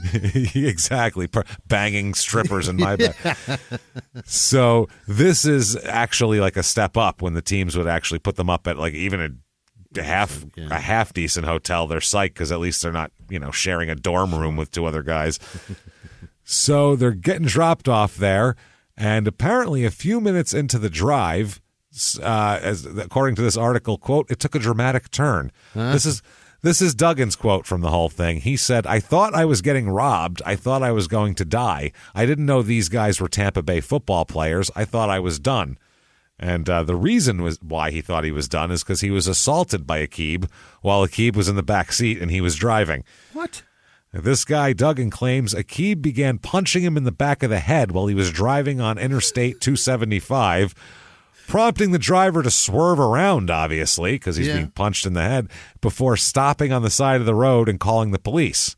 So the cab driver said he never spoke to Aqib while they were in the cab. He doesn't know. This was completely unprovoked. They got in the cab. They're going to the Homewood Suites. He said, sure, and started driving. And the next thing you know, he's getting jacked in the back of the head by an NFL cornerback, is his claim here. I am stunned. He said that he charged them $50 for the ride and collected the money up front. It was a flat rate, from there to there type of deal. So he said that he believes that that Talib was one of the three bucks headed back to the hotel there. He was unsure of the other identities of the other men. This was right after it happened. He said, quote, Talib began punching from behind, and the car went from the right lane to the left lane. The guy in the front seat started yelling at him, dude, you're going to kill us. You're going to kill us. Stop punching the guy driving 80 miles an hour. What the fuck is wrong with you? Are you nuts? So Duggan says, I felt like I got hit with a hammer. I thought I was getting robbed. Until the cops ran his ID, I had no idea who he was. Why would you?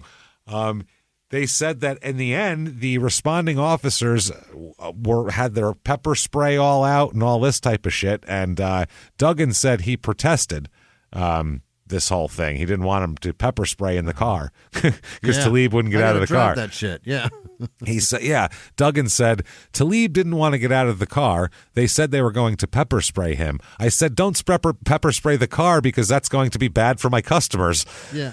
The then three police officers yanked him out of the car and stuffed him in the back of their car. So, he wouldn't come out of the car, though, so they charged him with resisting arrest as well. I can't believe nothing precipitated that. Nothing. And nobody said there was nothing. No reason. This is another thing that Aqib will claim that happens to him is he doesn't remember shit when he gets too drunk. He doesn't know why he did things or remember doing them. He's a blackout drunk. Yeah, if he gets going, it's apparently, I think this is one of those situations where he doesn't even know what the fuck he was doing. Who knows? He might have been working something up in his head. That's scary. That's absolutely the worst byproduct of blacking out. Like, most times you just wake up next to somebody you didn't want to fuck. This is crazy. This is way too bad. I beat up Duggan is 5'7", 170-pound cab driver. Oh, my God. I mean, this is crazy. He ended up in the emergency room for 5 hours. He's got big knots on the back of his head, from being punched. And this is sad, too. Jesus. For the past 2 years, Duggan was a tow truck operator before layoffs from the company caused him to lose his job. He was down on his luck and moved in with a friend, sleeping on his couch. Oh, my God. So he started working for the independent cab company 3 days ago to try to get back on his feet. My God, Jesus Christ, man. That's a hell of an orientation. That's a rookie symposium right there. You're goddamn right it is. What for the record? Oh, what a terrible story. He said that he's not sure whether he's going to drive his cab again after this, because in only 3 days he got beat up by a cornerback. Would you even drive that cab home? I'd call a cab home. Yeah. And then punch that guy in the back of the head. Come get your car. I'm taking a cab home. Pay it forward, bitch. He said that, quote, this is from Duggan, "I don't go around beating up people. I've never been in a fight in my life. I'm not that type of person. It was a vicious attack. It's like a hungry lion going against a chicken. It was that quick." What? Okay. Against a chicken. Yeah, how many times have you seen that? Lions are always going after chickens. They're mortal enemies. Everyone knows that. Chicken farmers do know that you got to get a dog to keep an eye out for the fucking lions. That's why you get the shepherds, to keep away from the lions there. Duggan said, "I called One Buck Place, which is headquarters for the Bucks, and I'm ticked off. I have a bunch of medical bills now, and somebody needs to pay them." Absolutely. Good fucking God. Apparently the event that he was at is described as an art lounge and event space at 535 Dr. Martin Luther King Street North. That night it hosted DJ Fresh's annual black and white birthday celebration. And the event had a $10 cover charge. Usually it's an art gallery with wine and shit. But tonight we got Big Booty Hose and DJ whatever the fuck, DJ Easy Dick playing the hits. It's like a comedy club. Yeah. Please, and then, YouTube star Fuck My Mouth is on Wednesday nights. You guys all know Fuck My Mouth, right? Sticks things in his mouth and makes it all big. Yeah, everybody knows that. It's going to get wild tonight. Oh, man. But he punched Duggan in the right ear and neck and back of the head with a closed fist, causing him bodily harm, according to the police report. And apparently, when he wouldn't get out of the car, he was asked 3 times by the trooper to exit the vehicle, but was uncooperative without offering or doing violence. He just said, "I'm not getting out." He wasn't like, "Fuck you," and kicking at him or anything. Let's fight about it. The report stated there was an indication of alcohol influence. Yeah, I'm going to say so here. The Bucks they said, "We're going to defer to the commissioner here of the NFL for any disciplinary procedures. It's not our problem, really." The general manager said, quote, "It's unfortunate, certainly, what happened last night. I've been in contact with the league office today. This falls under the personal conduct policy. Whatever decision is made, the commissioner's decision supersedes anything the club does at this time. I'm working with the commissioner's office. We're going to continue to work through this and come to a resolution together."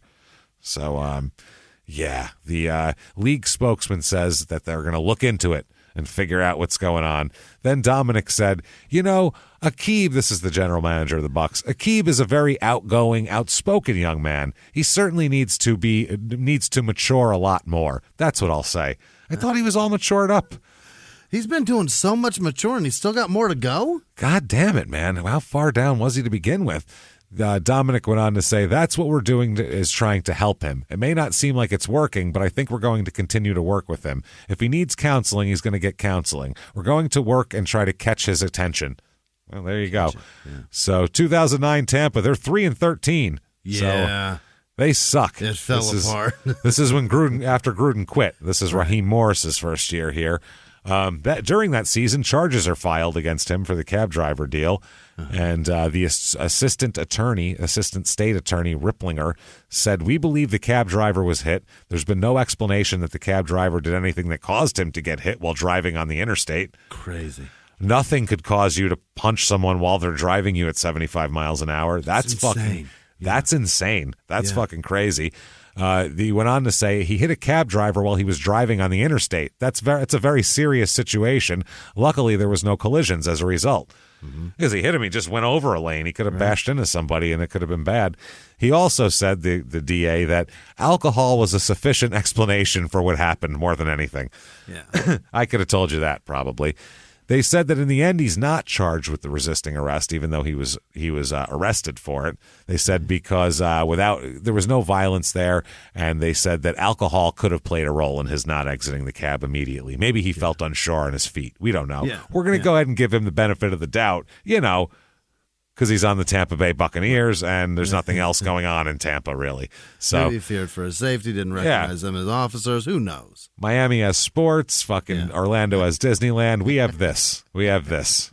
And that's it. So they said he's going to enter a plea of not guilty, and his attorney, Talib's attorney, said, "We are pleased that they dismissed the charge involving resisting arrest, since we were confident that charge had no merit.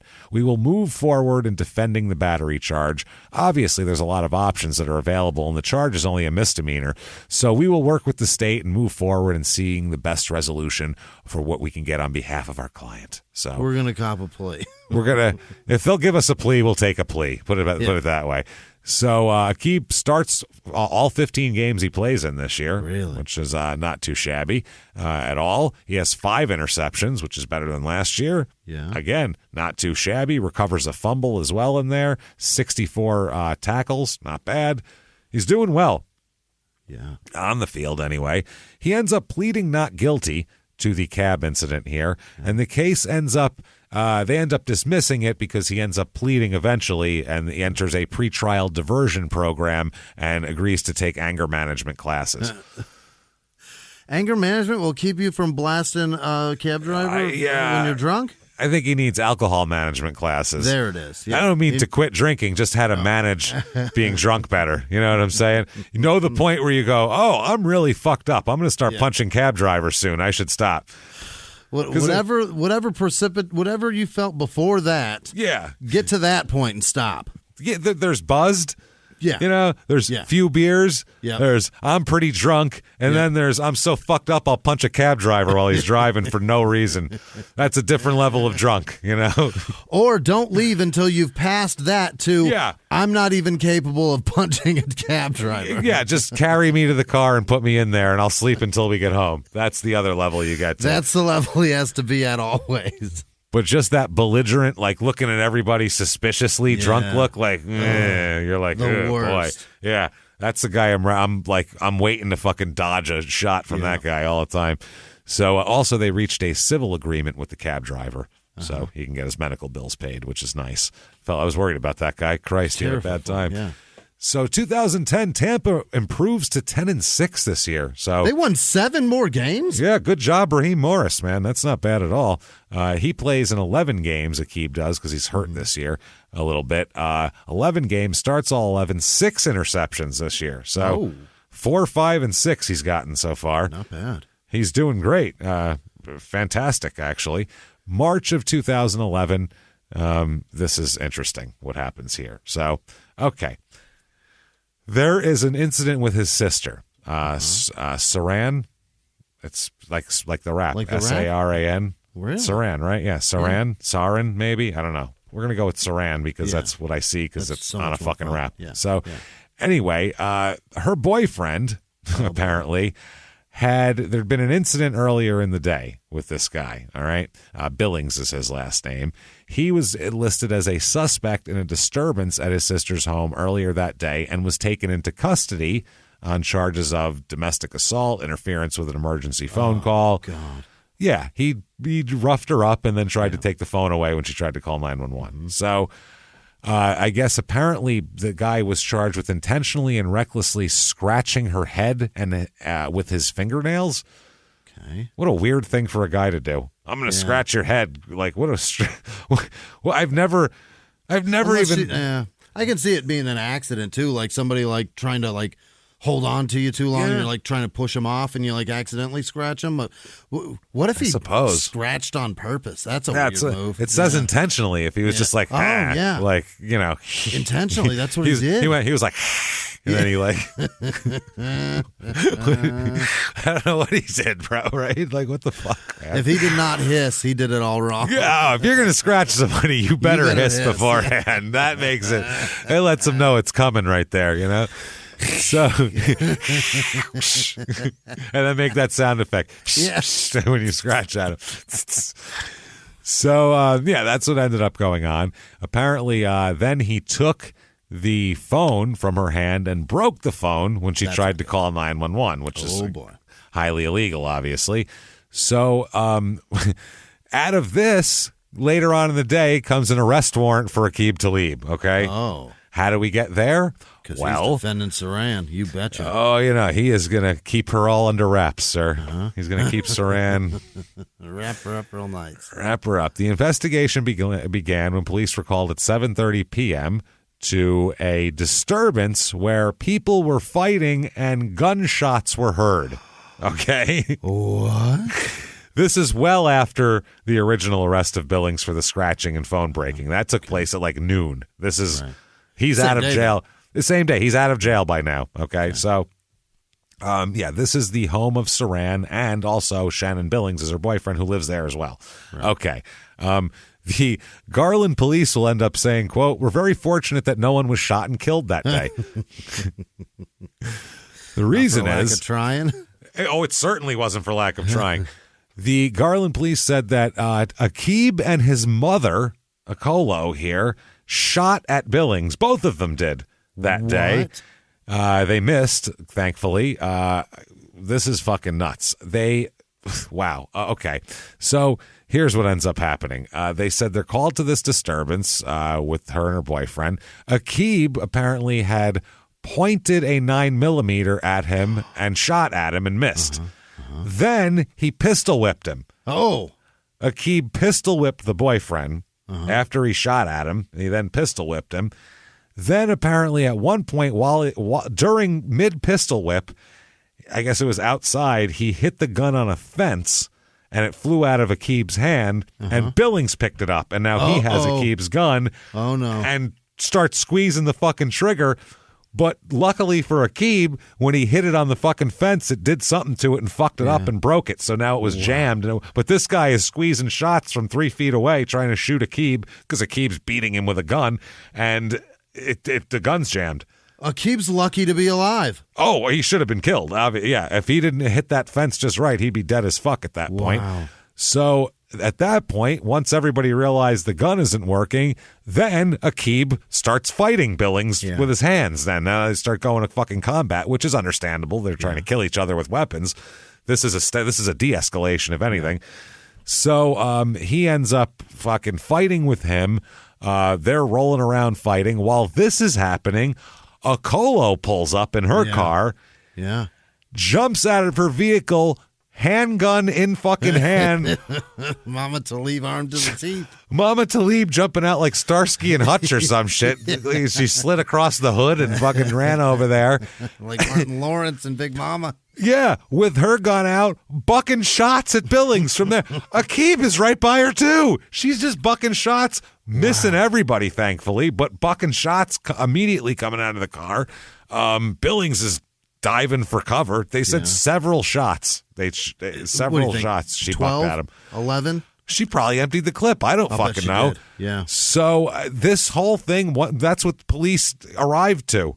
Wow. Was this craziness. Him fighting him, blood, gunshots, gunplay. What a scene. Everybody's fucking armed.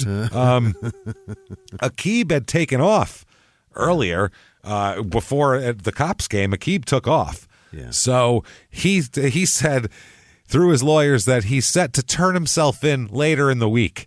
He's wanted now. Wow. Imagine that.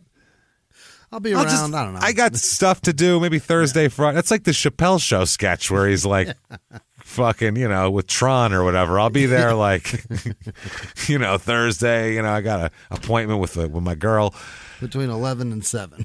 Between 11 and 7. And he shows up fucking at midnight. So, his bail was going to be set at $25,000 once he gets in there. He could face years in jail, up to 20 years in prison for attempted murder. He tried to fucking shoot a guy, so that's not good. Can't buck shots at people. This is before he even turns himself in. The Bucs general manager again, Dominic here, Matt Dominic. He's Mark Dominic. He's a busy guy. He is. He said, "We are deeply troubled by the serious charges filed against Aqib Talib.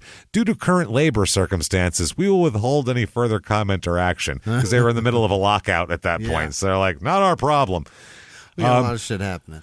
Mama Akolo here was booked into jail as well on a charge of aggravated assault with a deadly weapon, with an additional charge of a felon in possession of a firearm, because she's got felonies. What? Mom's got felonies. Yeah. Wow. Mom's got felonies, which, by the way, she's up for the Golden Gilretha Award, I feel like, because she jumped out of a car and immediately started bucking shots off. That is Golden Gilretha territory right there. That is like, wow. We had there's a couple of good candidates so far this year, I gotta say. Moms? Strong mom candidates. Her bond was set at $25,000 as well, and another $5,000 for the possession of the firearm by a felon. So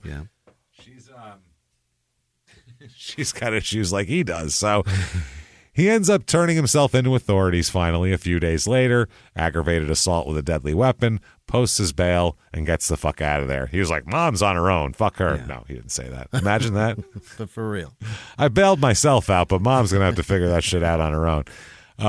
They keep saying the team, every time they ask for comment, the team just keeps saying they're deeply troubled by what happened. So he's finally indicted for it again. He's actually indicted officially, and his lawyer says that he's going to be cleared because the grand jury was not privy to a number of important facts.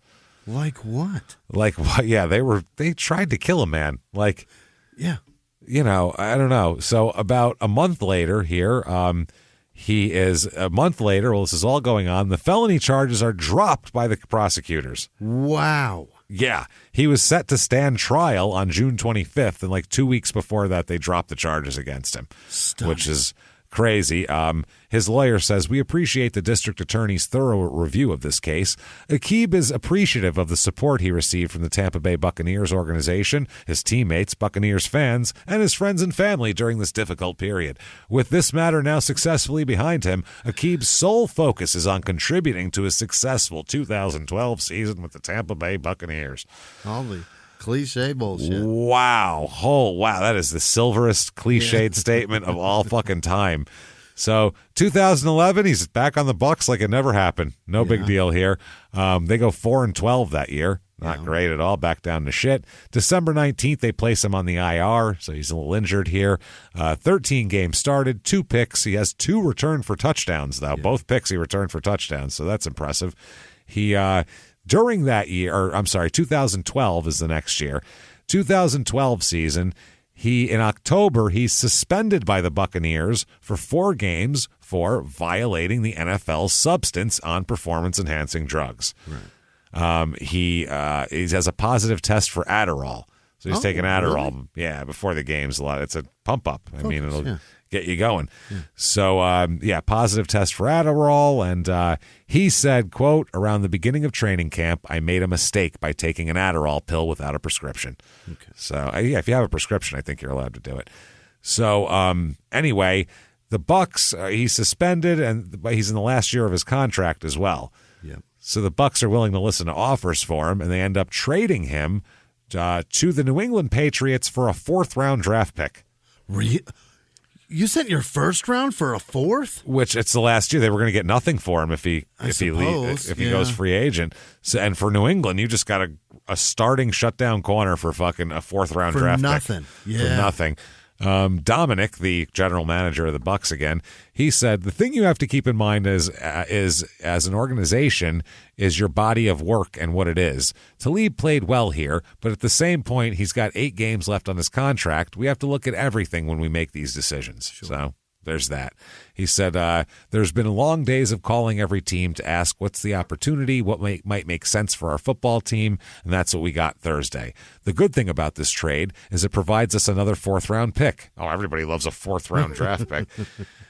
The 4th round has been good to us. That's where we got Mike Williams. That's where we traded up, blah, blah, blah, blah, blah. Anyway, he said, I told him, this is Mangino here. He said, I told him this is a fresh start with new people, make a great impression.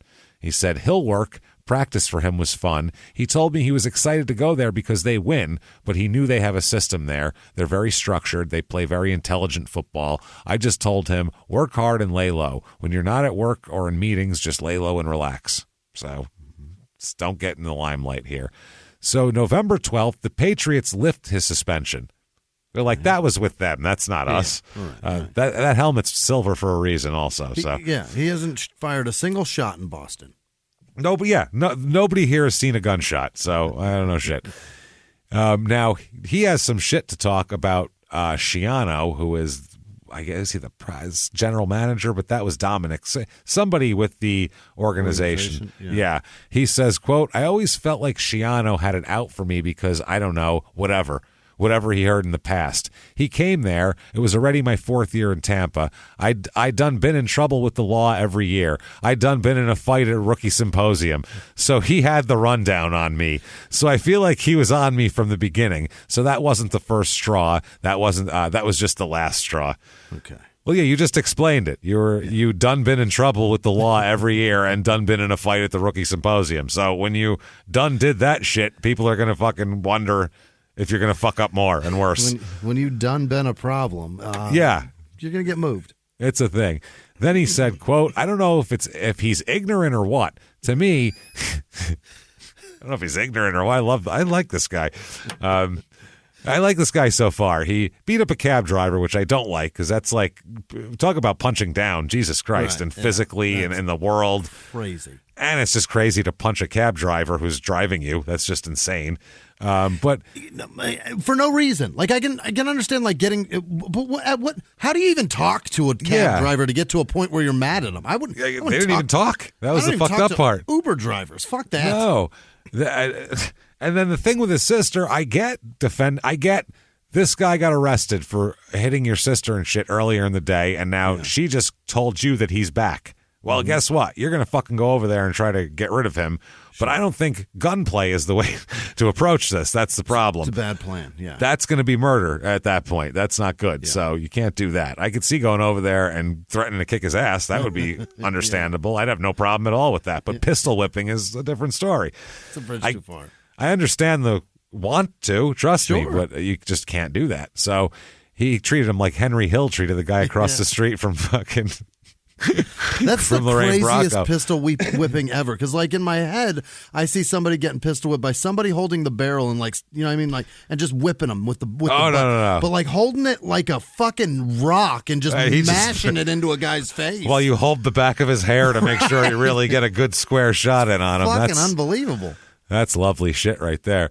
So Aqib said, I don't know if he's ignorant or what. To me, he just had it out for a few guys. So when them guys did anything wrong, he made sure it was known that those guys were doing things wrong. Whereas if other guys were doing things wrong on the field, he just kind of swept it under the rug. So I think he just had his guys that he wanted to make his mark with, and I was one of those guys. So There you go. Also, you got arrested every year and got in a fight at the rookie symposium. Generally bad, yeah. There's also that. 2012 with the Patriots, they go 12-4. Yeah. They go all the way to the AFC Championship game where they lose to Baltimore. Baltimore this year. Oh, 2014. 2012 this is. This is when Baltimore won the Super Bowl. Yeah. Against the Niners, right? Yeah. So Baltimore there, 28-13, they lose to Baltimore. So an ass kicking. Yeah. It was a good ass kicking. This year, what does he have? He only has one interception for New England, so that's fine. He's shipped around. He said he likes it there. He said, these guys definitely welcomed me and treated me like I'm part of the family. They're straight about business around here. You're definitely going to play some real football around here. He's going to be a free agent, and the Belichick said that he likes him a lot. He notes his professionalism, and Belichick said, I like him, and the team likes him. Okay. So they're going to try to keep him. He's good now. He's definitely good now. Yeah. He said, I've just been living one day at a time for as long as I can remember. This is Aqib. I never worried. I'm only 26 years old. I never thought, oh, man, my career is over. I didn't do nothing that bad now. You almost killed a man. You tried to kill a man. And you almost killed yourself and 3 other people in a cab, too. So correct. There's been possibilities of death happening with multiple incidents with you, and it's not over yet with that, by the way. He said it was early, a bunch of money, a bunch of new friends. I was immature is what he's saying. So a bunch of my opportunities to get in trouble, basically. All the bad decisions I made, it made my play get overshadowed. Yeah. As much success as you have early in your career, who knows what it could have been if you was coming home and eating healthy and hydrating and watching film and really working out in the off season. Things that, you would have started that year one. Who knows what could have, where your career could go. Right. Yeah. He said, I always love the game and to be able to wake up every morning and go to work and play. And my job is to go study and learn and play football. It's wonderful, man. Yeah. You got to surround yourself with good people. You know what I mean? Yeah. Like Aaron Hernandez. Guys like that. Good people. Guys like Aaron Hernandez. This guy, he definitely has, and a lot of people, it's a thing that most people have. He has like job interview talk, and then he has real talk. You know what I'm saying? Yeah. Like that one interview where he's like, kind of just talking shit. I like Martin. I like that. He sounded more like himself. But then when he's giving like a statement about how he feels about being somewhere, he sounds like an attorney. All of a sudden, he turns into a different. It's like, well, actually, let me tell you from the start, sir. Some State of the Union shit. It's cool. Yeah, he knows the situations to be whatever. I mean, that's smart. He speaks the language. That's all. Behind the closed doors of government offices and military compounds, there are hidden stories and buried secrets from the darkest corners of history. From covert experiments pushing the boundaries of science to operations so secretive they were barely whispered about. Each week, on Redacted, Declassified Mysteries, we pull back the curtain on these hidden histories. 100% true and verifiable stories that expose the shadowy underbelly of power. Consider Operation Paperclip, where former Nazi scientists were brought to America after World War II, not as prisoners, but as assets to advance U.S. intelligence during the Cold War. These aren't just old conspiracy theories. They're thoroughly investigated accounts that reveal the uncomfortable truths still shaping our world today. The stories are real. The secrets are shocking. Follow Redacted, Declassified Mysteries on the Wondery app or wherever you get your podcasts. You can listen to Redacted early and ad-free right now on Wondery Plus. In the 1980s, a rosé swept the country. Hey, Mike, I really like this White Zinfandel. Well, good. Now put it down. I'm going to try another one. White Zin became America's top-selling wine. But most don't know that this sweet drink has a sour history. What began in 1986 with counterfeit bottles. A big fraud, a multi-million-dollar fraud. Sent investigators chasing one of the most powerful families in the business, the Licciardis. But the closer the feds got to them, the more dangerous things became. It's a story of deceit. At the time, I was paranoid. Threats. You touch my kids, I will kill you. And murder. With a .22 caliber bullet to the head. What started with a scheme to mislabel wine spilled into a blood-soaked battle for succession.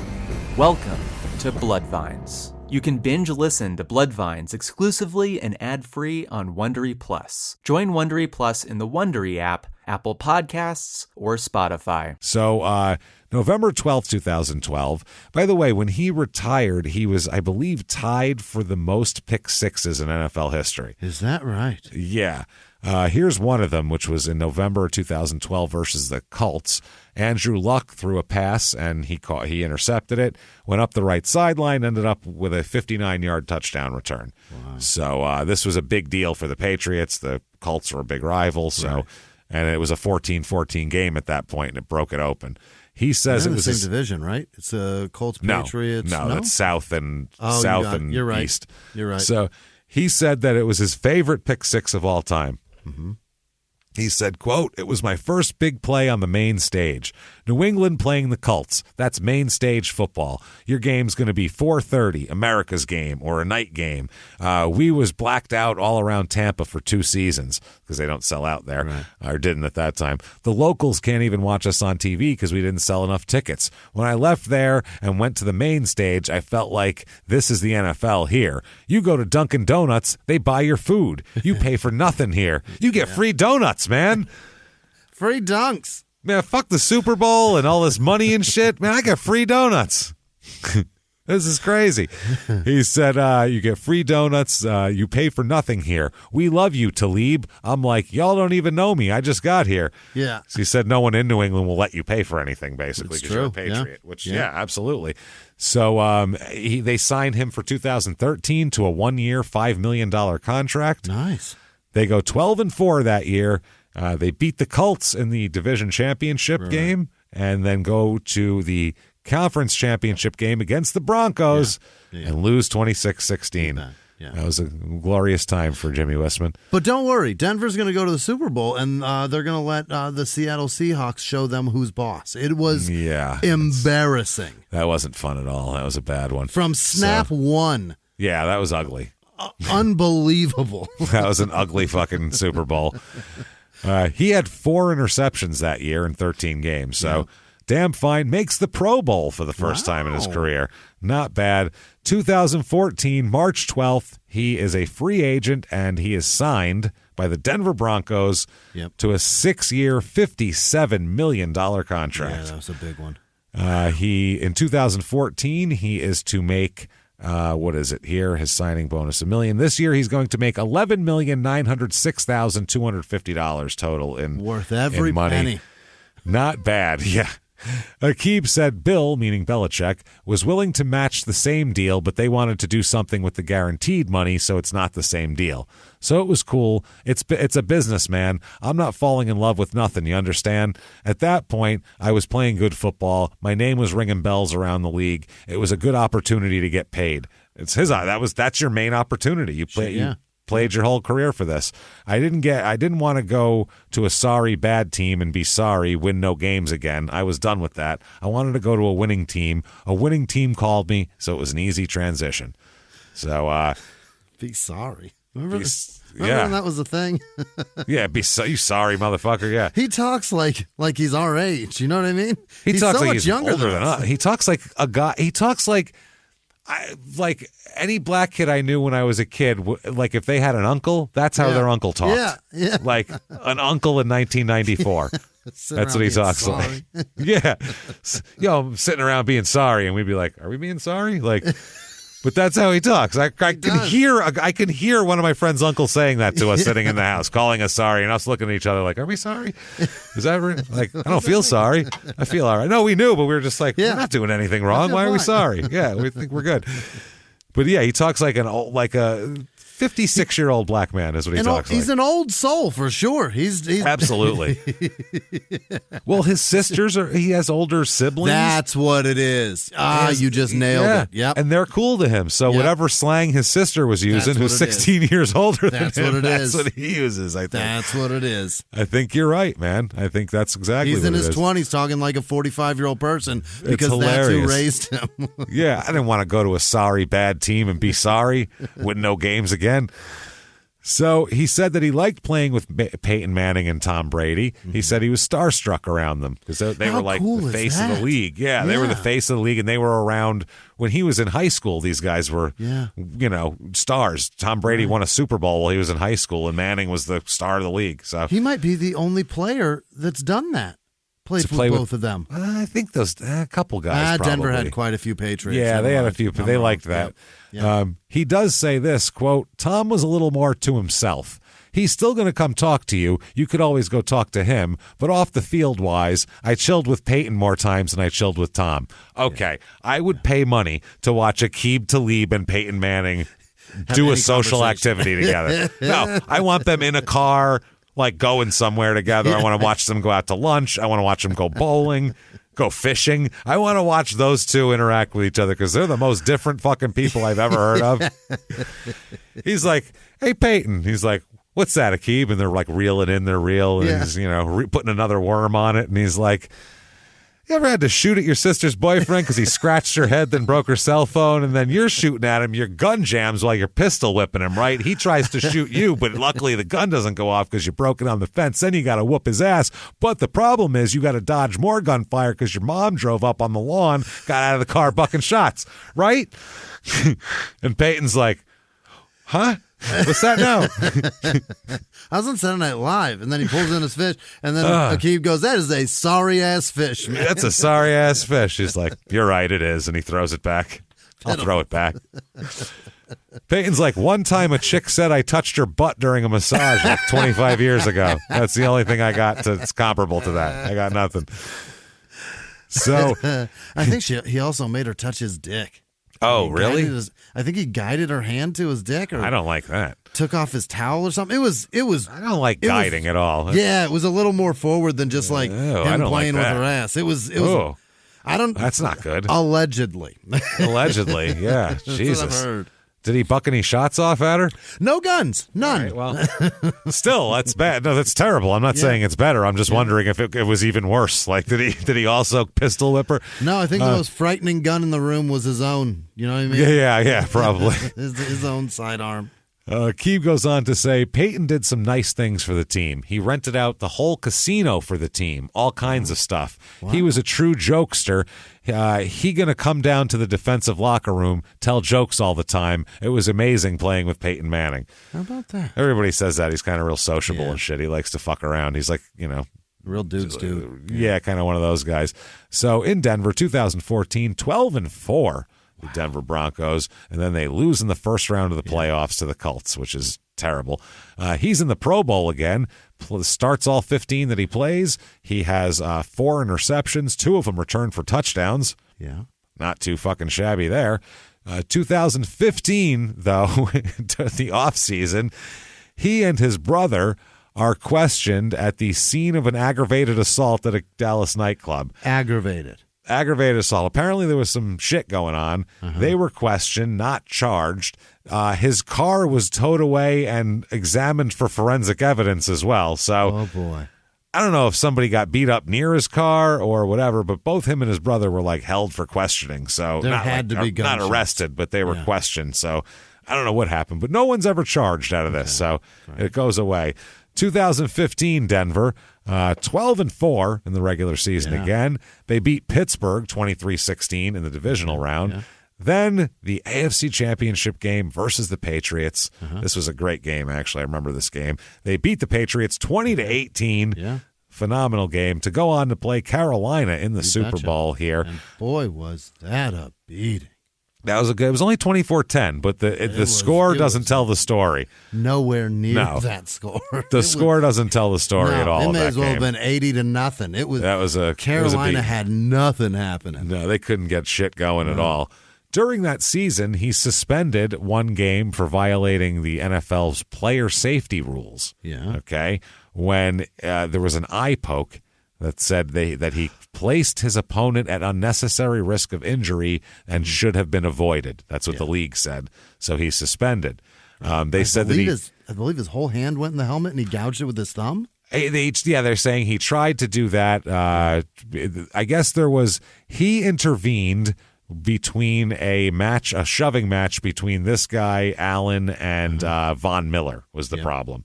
He came in and did that. Replay showed that he came in from the side, sticking his index and middle fingers of his right hand through the face mask of Allen, who staggered backwards. And Allen said, quote, they said, did he hit you in the eye? And Allen said, quote, in the eyeball. My eye's still sore. Yeah. I was like, what just happened? I went down to one knee.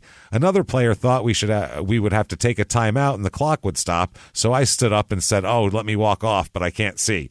Mm-hmm. It was near the end of the game. So if an injury timeout, they fuck you. So he said, finally, the trainer was like, yo, sit down. So I took a knee and we were able to rinse it out and my vision came back. It was a little fuzzy after the game, but it feels great this morning other than the soreness. That was the next day. Aqib's got a different version of what happened here. His version's fucking hilarious. So I am going to read it exactly like he said it, and we're going to do it in their own fucking words, because this is an absolute in their own words gem here. In their own words on the eye poke, quote, that was some bullshit, though. I feel like the NFL owe me $350,000 over that. I'm on his head. I pushed yo head, bro. I pushed yo head. You know that. If we see Dwayne Allen right now and I say, did I poke your eye? He'd say, no, you ain't poked my eye. Actor, bro.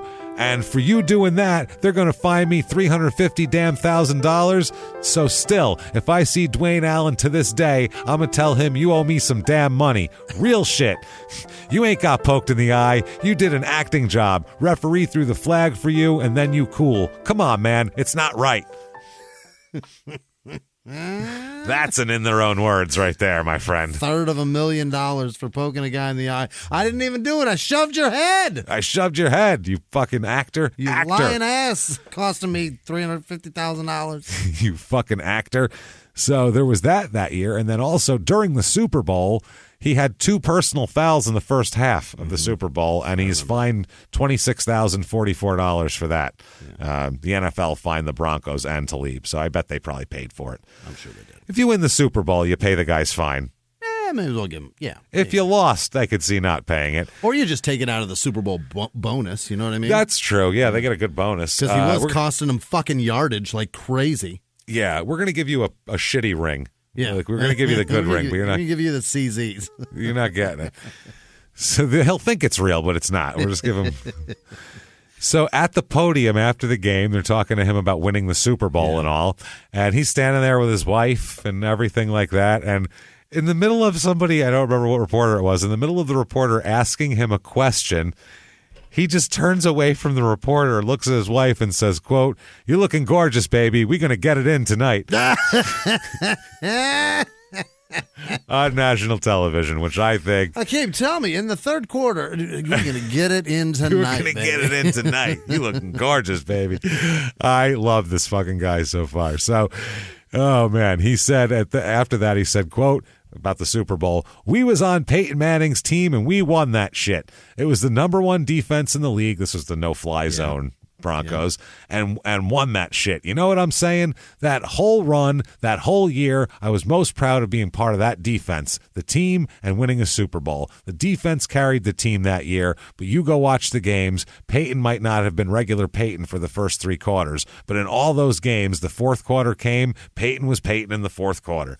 He did. He turned it on. His neck was he was like Frankenstein. His neck was fused. He was a disaster for fucking 6 games of the season. I think they even had that Osweiler, Brock Osweiler, played 6 games that season. I don't know how the hell you would play quarterback with your neck fused right after it happened. That's crazy. Kid. I guess he's an old man. He's an old man. Yeah. So that year, though, he contributed too. Started 15 games, had 3 picks, 2 returned for touchdowns as well. Those are big plays. A pick really 6 changes an entire game. Yeah. If that game's even close, if you're down a little, up a little, tied, that changes everything. Momentum completely flipped. The whole game's different. That year, he takes home $5,698,750 in actual cash. That year. And he got it in? And he got it in, and he got a ring. He got it all. He actually marries the woman who he got it in with there. Yeah. Courtney's long gone. I don't know what happened to Courtney, but she's long gone. He ends up getting married to Gypsy Benitez is her name. Ooh, she sounds fun. She sounds like a good time. Gypsy Benitez here, March 26, 2016. So you figure he's going to settle down. Yeah.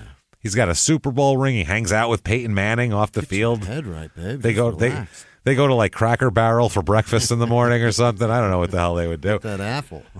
So you'd think he's good now. He's going to be real calm and cool. Instead, in June of 2016, he's at a nightclub. Oh, boy. Late Saturday night, early Sunday morning, however you want to call it. It's past 3 a.m., so we're going to call it early in the morning at that point. Oh, God.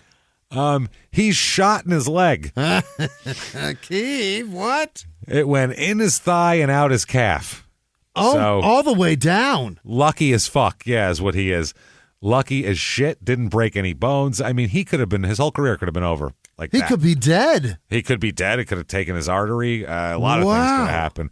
But he's didn't even tear a ligament, Jimmy. What? It just cruised through, avoiding anything that, would be inconvenient for him, and then left. Walked to the hospital. and then walked him to the hospital. Turned into a crutch and helped him to the hospital afterwards. At first, it's reported that he's one of multiple victims in a shooting at the V Live nightclub on Empire Central Drive. Yeah. According to the police department website, they reported it at 2:45 a.m., that there was shooting victims and all this type of shit, and they were working to see what happened. They couldn't figure it out. The Broncos tweeted this. They said, "We're in communication with Aqib Talib, who remains at a Dallas hospital for observation as he recovers from a gunshot wound suffered to his lower right leg on Sunday. He's expected to be released from the hospital soon, and we're glad he's okay and will make a full recovery. Our organization's been in touch with the NFL on this matter and will provide additional updates as appropriate." Holy shit. Yeah. Cornerback for the Broncos, Kayvon Webster, posted, "My boy Talib is fine, thanking the man upstairs." And lots of other people tweeted Aqib's good. Details were kind of murky about what happened. This is a strip club in Dallas, by the way. Yeah, it's a strip club. So just married, gonna live a different life, except I'm gonna go to the strip club. Yeah. So I guess 2 others were injured from gunshots that night around there. He said the reason why there's not a lot of details about what happened is because he says, quote, this is what he told the police, "Everything was a blur and I was too intoxicated to remember what happened." I was blacked out. Too intoxicated to remember being shot, Jimmy, or punching a cab driver in the fucking head. That's blackout. That tells me Aqib started a fight and a guy had a gun and then Aqib regretted it. Oh, shit. Aqib told police that he was at a park with a large group of people when he was shot at 3:40 a.m. Meanwhile, the cops say it happened in a strip club at 2:45 a.m. Wait a minute. That's way different. It went through his thigh and came out his calf. Yeah. That is a downward shot. Or he could be running. Yeah, true. Or a man just lost a career over that shit, and he's got a new story. Plaxico Burress, exactly. Might be a step ahead of the story here, Jimmy. Yeah. So, now they were looking into the possibility that he was shot. They don't know where he shot now because he said it was at a club. Other people said it was at a club, and then he said it was at a park, though. So it's a different thing. Stories can't change, Aqib. Yeah, they have videos and photos of him the morning he was shot. The footage shows him arriving at the medical center in a white Rolls Royce and then later lying in a hospital bed with his leg bandaged. The video shows blood-stained interior of the Rolls Royce. He fucked up his Rolls. And what police said is also they found some weed in the car, too. A couple grams of weed. Who gives a shit? Jesus. Not mine. Who cares? The victim, Jesus Christ, another victim said that he told police that he was shot nearby, and they were investigating whether it happened at they keep investigating strip club or park, which are 2 very different places. I'm going to say strip club at 3 a.m. Just a thought. Yeah, I think maybe he may have ran to the park. Maybe, or he went to smoke weed in the park from the strip club. That's possible. Maybe. I guess 2 other people, Vernon White and Glenn Lumpkin, were also shot. Glenn Lumpkin's listed as the suspect. Really? Oh, no, I'm sorry. The suspect is unknown to all 3 men. Okay, got it. That's what it says here. So, never seen him before. TMZ ends up obtaining footage of the shooting at the club, not at a fucking park. 4 shots can be heard, but it's unclear who fired them. It's also unclear whether they don't know whether the video's edited or what. Yeah. Aqib's attorney, Frank Perez, says after he went, Jesus Christ. He said Mr. Talib stated that he was disoriented and was on morphine, and that the police wouldn't let him see his family, and the thought of losing his football career that he was just shot. So he didn't. It wasn't that he was so intoxicated he couldn't remember. Even though he said, "quote everything was a blur. I was too intoxicated to remember what happened." It's actually not what happened. He was there was pain-killing drugs and his family and his stress, and that's what it actually is. So they're also talking about weed. He's got his weed, and he's saying, "Oh, it doesn't belong to me." And they're saying, "Well, it's in your car, so what the fuck's up with that?" They don't really care. He doesn't know what to do. He's got to change his lifestyle a little bit at least.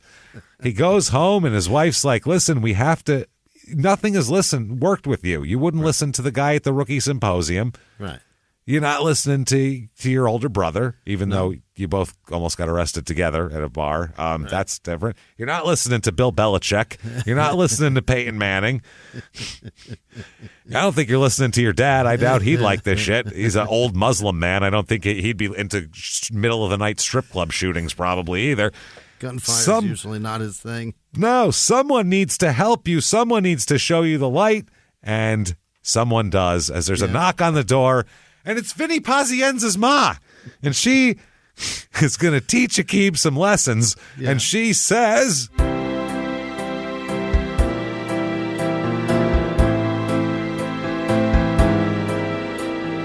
"How is it you've come to arrive here? What's wrong with you, Aqib? Aqib, oh my God, your legs. You need your legs. Oh my God, Aqib, it's never mind football. You need them to walk, Aqib, to chase your beautiful daughter around in a park. In a park, speaking of that. In a strip club is where you got shot, not in a park. Aqib, why are you in a strip club at 3 a.m? Those girls are filthy. 3 a.m? The good ones work like till 11, then they get off the shift. You got to know something, Aqib. Oh, my God. Jesus, Aqib, you're killing me. Oh, my God. Have you eaten? You should eat something, Aqib. Are you hungry? He's skinny. He looks thin to me, I think. He's thin. He's right. He looks thin. His legs are very thin. He's in morphine. I don't know. Let's see. Come on, sit down, Vinny. Vinny, where's your daughter? Hello? Hey, where's Gypsy? Gypsy, get in here. We're eating dinner. We're eating dinner. This is what you're going to do from now on, Aqib. No more strip clubs. Every night. Tonight I made a nice veal parmesan for everybody. We're gonna sit. We're gonna eat it. We're not having sesame chicken. I'm sorry. We're gonna go from there. Little manigot in the fridge. There's manigot in the fridge. Aqib, have it for lunch tomorrow. Bring it with you. Bring it with you to the stadium. Okay, so bring it there. Don't give Peyton Manning none because he won't appreciate it. And poof.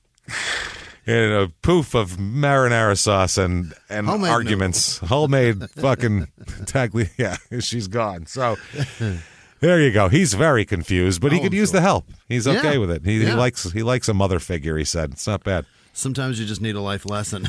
He goes, my mom bucked shots for me, so, I like that. Yeah. So once the investigation is complete, all the facts are in. They spoke to so many witnesses, saw all these videos and all this. It is concluded that Aqib shot himself in the leg. Of course he did. God damn it, Aqib. He shot himself in the fucking leg. Shit. Apparently, something broke out. Somebody started bucking shots, and he went to pull out, but was so shit-faced, he shot himself in the leg. Unbelievable. This is why you shouldn't have a fucking gun when you're shit-faced. No. Ever. No.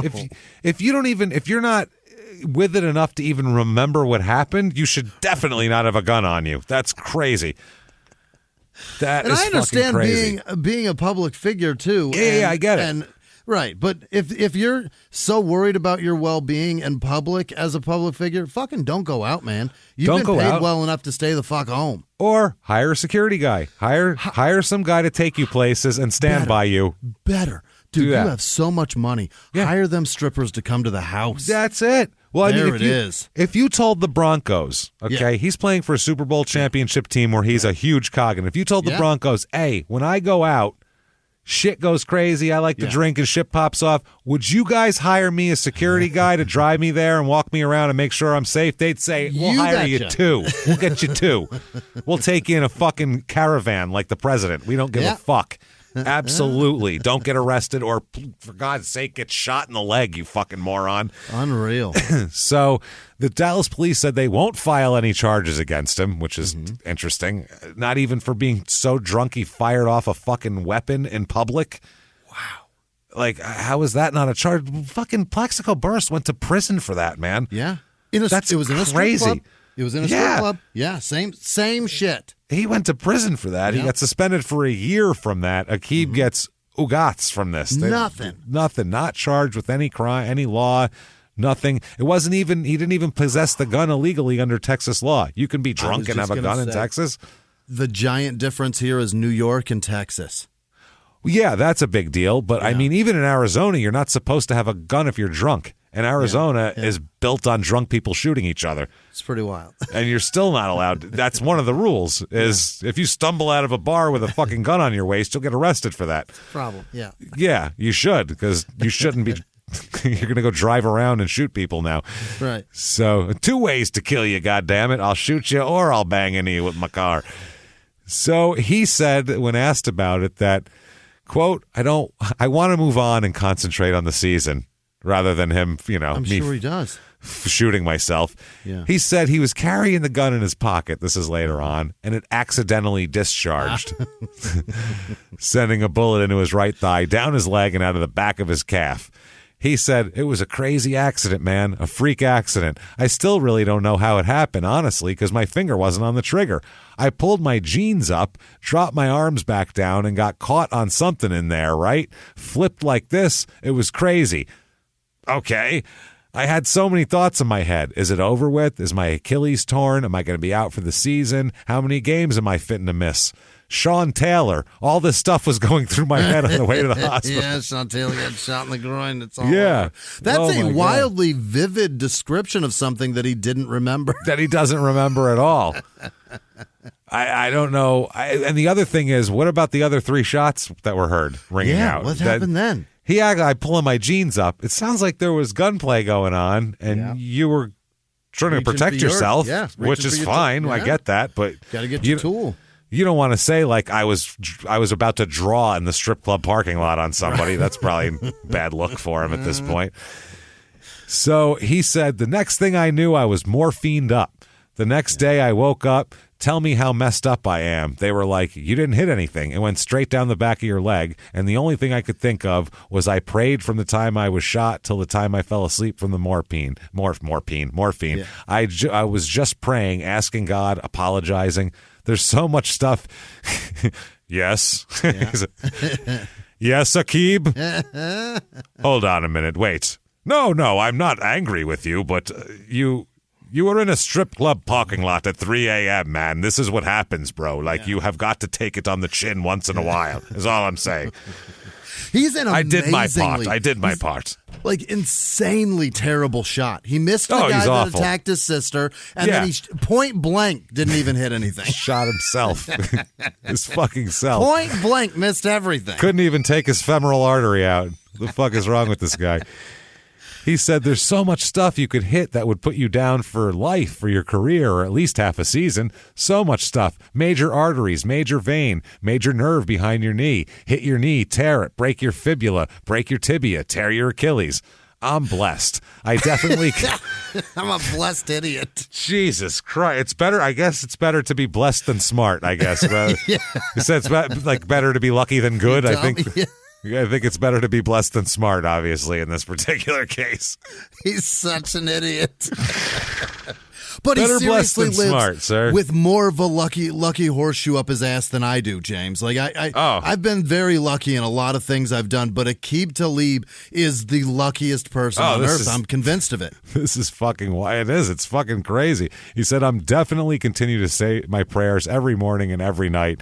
It's definitely going to be a blessing to suit up for the first game. His leg isn't mangled. So 2016, another Pro Bowl season. 13 games played, 3 picks, 1 return for a touchdown. This year, he's not only a Pro Bowler, but he's first-team All-Pro as well, which is the hard one to do. Yeah. And he makes an actual cash $8,906,250. There you go. Which ain't bad at all. Mm-hmm. He was also in 2017 added to the University of Kansas Ring of Honor, along with his teammate Anthony Collins. So Denver here, Jesus Christ, 2017 season, he's suspended for 2 games that year, 2 games for fighting with Michael Crabtree. Yes, I remember that. That was a great fight. That's fucking fun as shit. They said it was a continuation of a dispute that started the last season when Talib ripped a chain off of Crabtree's neck during the season finale. He did. Crabtree missed the first game between the 2 teams, but then they were back again. So apparently there was a big problem, and Crabtree was sent, I guess, a letter here from the league saying your actions triggered a melee and endangered various sideline and league personnel, including one of our game officials who was injured trying to maintain control of the situation. Finally, during the ensuing altercation, you grabbed and twisted that same opponent's face mask and threw a punch at him. Such actions have no place in this game, engender ill will between teams, and lead to further confrontation. What happened was Talib ripped his chain off again. Yes, he did. That's right. He ripped it off again. And then he also ripped Crabtree's helmet off and threw it. Yeah. Didn't just rip it off and threw it away. Yeah. Also exchanged punches with him. And this is the league's letter to Talib. Quote, you deliberately ripped your opponent's chain from his neck just as you did last year when you played against him. Then, when the 2 of you went to the ground after a subsequent play, you aggressively removed his helmet and threw it in his direction, endangering him and various sideline personnel in the near vicinity. Finally, once you were momentarily separated from your opponent, you again engaged him and threw a punch. Sure did. Yeah. Evidently, wearing a chain implies that you are so soft I can wear jewelry while playing you, and that's what upsets him. Well, I know, like on the street, you wear big jewelry to say I'm not afraid of motherfuckers robbing me. That's what that says. Right. That says go ahead and try, bitch. I have, you can't take my shit. I can control my. I can maintain my possessions. Come try it. Exactly. So, yeah, that's a big deal there. I would just think that why the hell would you want to wear something that can easily be ripped by accident? So that's so quick, so easily that even they were like jawing, and Talib just reached up, grabbed it, and pulled it. It was not. No, he just did like Andre the Giant did to Hulk Hogan in '87 there, just like a quick rip. That took half a second when Andre did And I'm it. pretty sure he even like threw it on the ground. He didn't even. I think he dropped it. Didn't he hold it out and drop it? He held it out and dropped it on the ground. Like, there's your chain, bitch. Like, I think that was the general demeanor of it, if I remember correctly. It's pretty funny. So he says, I hope this is Talib. I hope the league sees basically how it started and sees I didn't come out there to fight and wrestle with him. Okay, that's at first. You started the fight. Did. You definitely came out to fight with him. Yeah. He then says later on, quote, well, we in this thing for entertainment, right? They got what they wanted. Hey, I get patted on the back. It gets you a big dog tag. Took a chain, punked him a little bit. Took a chain, punked him a little bit. It's just football. It's entertainment. I'm done. I done been in real scuffles and real situations that wasn't football and shoulder pads and helmets. So that was like real minimal to me. Yeah. Yeah, you're myself. Because you're in confrontations where there's bullets flying around, and a dude tried to shoot you with your own gun at point blank range. This is crazy. So he ends up he's suspended for 2 games, and ends up being reduced to 1 game suspension here. So he starts and plays in 15 games, 1 pick, but he returns it all the way for a touchdown, 103 yards. Jesus, against who? Does it show? Which I don't remember. That is impressive. That's pretty good shit there. Also makes $10,352,941 for a 100-yard TD return. That's money actual well spent. Money. Yeah. So I mean, this guy here, I mean, he's doing well. Other than people everybody kind of being like, he's kind of an idiot. But other than that, he's reckless. Yeah, he's reckless. But other than that, I mean, he's doing well for himself. Mm-hmm. But the name still carries a bit of a stigma. Yeah. So I don't feel bad for him, but I do feel bad for the people named after him. Stop that. Like these people here. Same spelling and everything, Jimmy. Wow. Exact. Aqib Talib, a student at University of Gujarat in the in the Rahim Yar Khan district in Punjab, Pakistan. University of Gujarat. So there's him. Then there is Aqib Talib, software engineer at Future Connections Ltd. In Kolkata, West Bengal, India. As well. Beats the shit. No, it's Colkata. Maybe over there, that's how it's. Maybe that's what it is. It's like in Italia, Italy. Right. Maybe it's one of those deals. And then finally, Aqib Talib, who attended Poonch University, Poonch University, and lives in Pakistan. Unbelievable. So, yeah, I didn't know if we were going to find any Aqib Talibs. I was pleasantly surprised to pull those out of my ass. That was pretty fun. So, 2018, the Broncos are like, this is a lot with this guy. It's yearly. It's just every summer. What the hell is Aqib going to come back doing? You know? And he was at this point, he was being a distraction for a team that stunk. That's the other thing. From the time they won the Super Bowl, they really they started 8-8, 6-10, 9-7, shit like that. So in March of 2018, the Denver trades Aqib to the Los Angeles Rams for a 5th-round draft pick. So wow, a little lower. Getting worse, yeah. Pick's getting worse. In the offseason, he ran into Michael Crabtree at a Cartland go-kart track in Frisco, Texas. And did they do it like all Days places. of Thunder? Like in their wheelchairs? And he ripped his chain off. Took the lemonade from his daughter's hand and smashed Crabtree in the head with it, is what he did. No. They actually talked and had a conversation. Yeah. And they met. Because they're friends. Well, they're not on the field. So Talib said, we had a decent conversation. And then they had a joint practice with the Chargers in the summer. And one of the Chargers leaders approached him and said, quote, "We're going to keep things clean here." And Talib's response to that was, what do you think he said? Maybe y'all are. He said, "I'm a dad. I'm just here to play ball." What the fuck are you talking about? You shot yourself in a strip club fucking parking lot 2 years ago. Less than that. What are you talking about? You've done a lot of bad shit since being a dad, Aqib. Yeah. This isn't new. You didn't just grow up. You've been a dad since your junior year at fucking Kansas. What are you talking about? Sophomore year. Sorry. Oh, man. But he says that most of his time these days are spent with Gypsy, his wife, and their sons, Jabari and Jabril. Didn't name a junior. And his stepson, Fabian, and his daughter, Kiara. Christ, who's got to be getting up there by now. Almost 30 by now. Yeah, she's got to be, 40, 50 years old? She's older than him now. Yeah. He said, off the field, I don't even go outside. I just go out with the wifey and stuff like that. You know what I'm saying? It's got to be a big occasion for me to go outside. A lot less partying, hanging out, and a lot more football.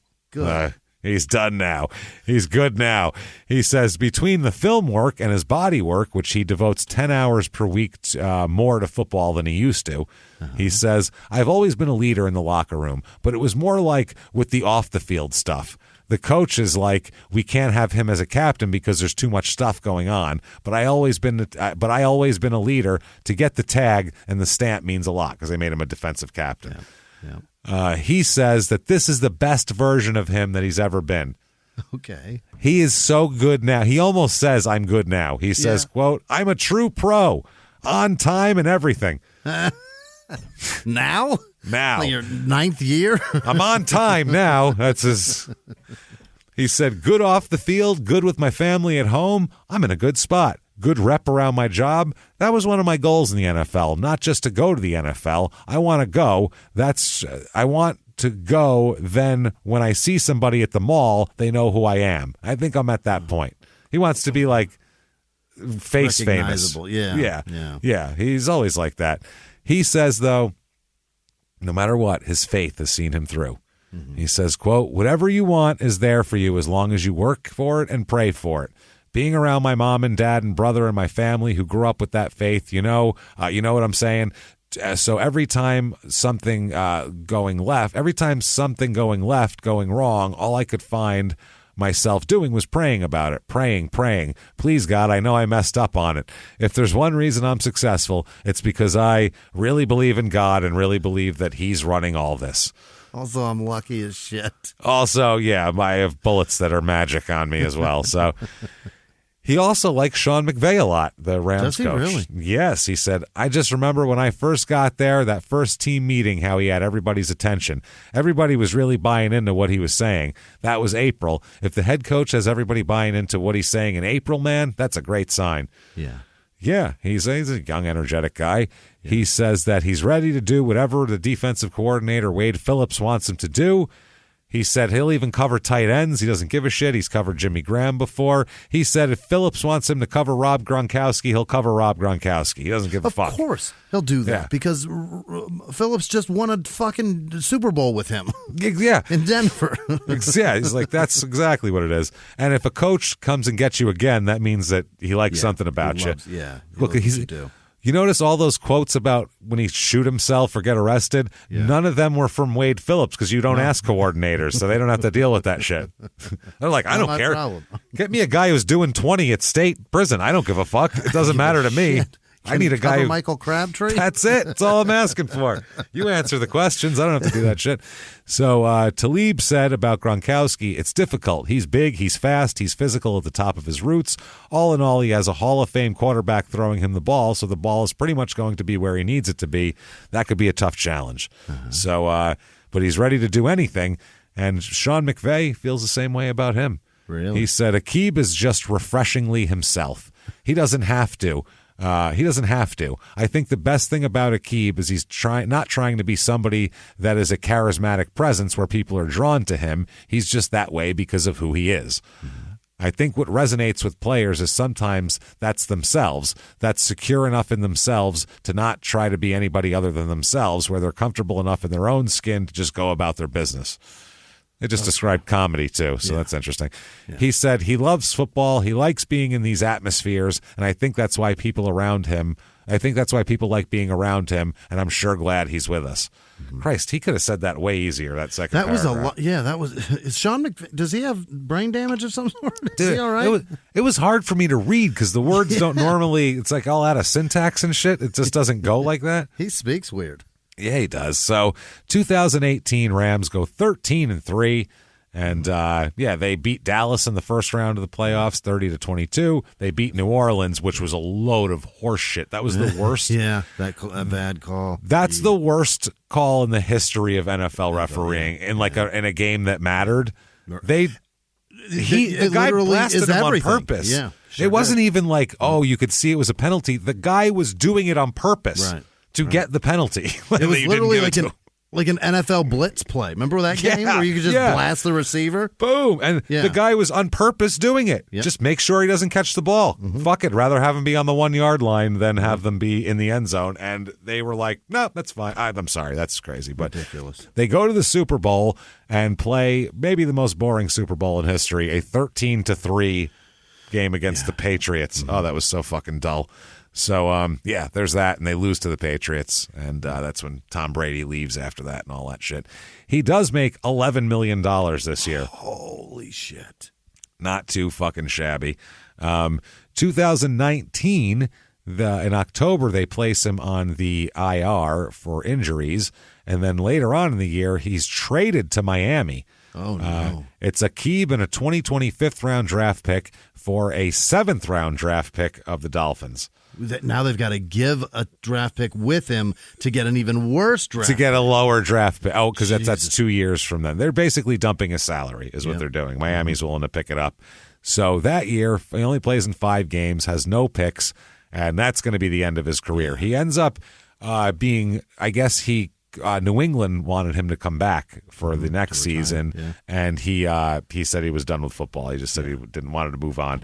So, which I mean, he's 33 and he's a cornerback, a speed guy. You're not going to be a shutdown cornerback in your mid-30s. It's impossible. And he shot himself in the leg. There's no way there's not some sort of lingering something from that. Has to be, but he still made $4,235,294 that year. So made about $55 million in his career. Did pretty goddamn well for himself here. And overall, 148 games he played, 35 picks, and 10 return for touchdowns. So he was one shy of the record of second place. Second place was 11, and I think he's 10. He's in third. One in 3 point for every 3.5. I don't know. Whatever. That's good. Yeah, it's like a third of the time he grabs the ball, he takes it for a touchdown. That's exciting. That's a guy you don't want to pick your ball off. That's a guy you're afraid to throw to because you could end up completely fucked. So September 9th, 2020, he announces that he's retired, and he gets hired by the NFL Network to call games because he's got personality. Yeah. I mean, you can't deny that. So during this is pretty funny too. His first day on the job, he forgot his cell phone at his hotel. Yeah. So he got there, got out of his car, and then said, shit, I'll be right back, and got back in his car and pulled out of the parking lot. And they're like, where the fuck is he going? And they're trying to call him, and he's not answering. Because his phone's in the hotel. Her phone's in the hotel. So he left it there. But then he showed back up, and he said he loved being a color guy. He said, again, doesn't sound good with any other word, color guy. Yeah. You can't, two letters. Fuck the whole thing up. He said, like I got to perform, it's showtime on Sunday. So he thinks it's like showtime to him. He says that he wants to try to get up to getting a big contract like $17 million a year that Tony Romo's getting. What? He said he's going to work him. Tony Romo gets $17 million a year. He said he's trying to work up to that. That's who he wants to be. He said, quote, I'm trying to get me a Romo. I fucking love it. I love it. People at Fox describe him as raw, but they said there's just something about him that it's fun to watch. He is raw as an announcer. I mean, you hear him but it's a fun raw because the color guy or the play-by-play guy needs to be buttoned up and perfect. The color guy, I need Al Michaels to be dead ass serious. Yeah, the color guy can say or do anything. He's just got to know some shit that the play-by-play guy doesn't know about the game. So he doesn't have to be a great broadcaster. I just want him to be entertaining and know some stuff. So they said there's a certain earnestness about him that people get. The Fox Sports vice president, senior vice president, said he's infectious and real, and that's contagious. It is. So, they said that one guy, they called somebody to try to help him prepare. And so he went on this thing, and they were going over shit. They said, stay away from jargon. Not too much. Don't be like, well, they're in a cover two because they're in the blah, blah, blah. If you're going to do that, only use one term and be able to explain it quickly because other than that, you're losing most of your audience at that point. And it's going to take too long to explain that. By then the play's over and they're already on to the next one. That's the other thing. And he said also, quote, your job is to enhance the broadcast, not intrude on the broadcast. That's a color guy is what the guy told him. So he was like, okay, now he knew what he was doing. Now he could do it. So he was doing very well, and he loved it. He said somebody, who is it? Oh, Jamel Hill tweeted, quote, loving Aqib Talib on the broadcast. I feel like he wants to curse so bad. Then said, Aqib Talib sounds like my uncle calling a national television game. I love it. That's what he sounds like. He does. He says man all the time. Oh, man, that's a crazy hit, man. He'll say shit like that. So he said that a lot of people said it sounded like people sitting on the couch watching the game. He got a lot of critique from that as well, though. There's people who were, kind of pissed off at it, saying he needs to be more serious if he's brought. Who fucking cares? It's the NFL. It's not anything serious. It's bullshit. So he said, quote, hey, some people are going to like it. Some people are not going to like it. I played the game, so I know. The only person I know how to be is Aqib Talib, so that's the person I'm going to be forever. Not bad. He talks about his broadcast partner, and he says, I'm different. We're from different places. We don't talk the same. I'm going up there to try to talk as professional as I can on TV because I know there's a lot of people listening. At the end of the day, I'm going to talk about what I know, and I'm going to talk about what I see. That's what I was told to do in the audition, and the audition was good enough to get me on Fox, so that's what I did. Brilliant. So he said the first time he watched himself on tape, he hated it, like every comic who's ever heard themselves the first time. Went, oh God, I'm awful. Dear Christ, I sound like an asshole. He said he didn't like that he said man too much. He said he notices that. He said he didn't get any of the defenses wrong or mix up players or anything, so that was good. He said, quote, I was on the money. Ain't throwing nobody under the bus or something. Everything I said they did. All right. So he was good. And the vice president of Fox there said he found Talib to be authentic and knowledgeable, and he liked it. He liked the whole thing. And he said, I don't know where the next opportunity to do a game will be. He's certainly somebody we would consider. He'll do a great job. So they're going to keep bringing him back. Can't get enough. You can watch him on TV. You can listen to his podcast as well. What? He's got a podcast. I don't know the name of it, but he's got a podcast. Or you can buy an old jersey of any of number of these teams he played on. Tons of autographs that are probably fake out there. All sorts of shit. Or just, I hear if you go on a certain Saturday night to a certain strip club in Dallas, and you just stand outside in the parking lot, the wind will whisper his name. I hear that's just a rumor that goes around. I'm not sure. You may hear from the wind the whimpers and cries of a grown man who shot himself. A grown man who feels blood dripping into his shoes. That's this grown man of his self-inflicted shoe blood. So that, everybody, is Aqib Talib. He's a lot of fun, man. He's a party. He's a party. He really is. He didn't beat his wife up, and it's just fun. He never really hurt anybody but himself and some guy by who was the beating grace up his of sister. fuck, Jesus, man. And the cab driver. The cab driver thing was fucked up. That's the only thing he did that was really fucked up. Well, the boyfriend that he shot at and then he shot at him. He could have killed that guy. He could have killed that guy, but I mean, even there, at least his heart was in the right place. Yeah. At least he wasn't the honor of his sister. Yeah. At least he wasn't like, oh, that motherfucker talked shit to me in a club. Yeah, that guy got arrested for hitting his sister that day and then came back. He was like, oh, I will. Fuck that. I will kill that guy.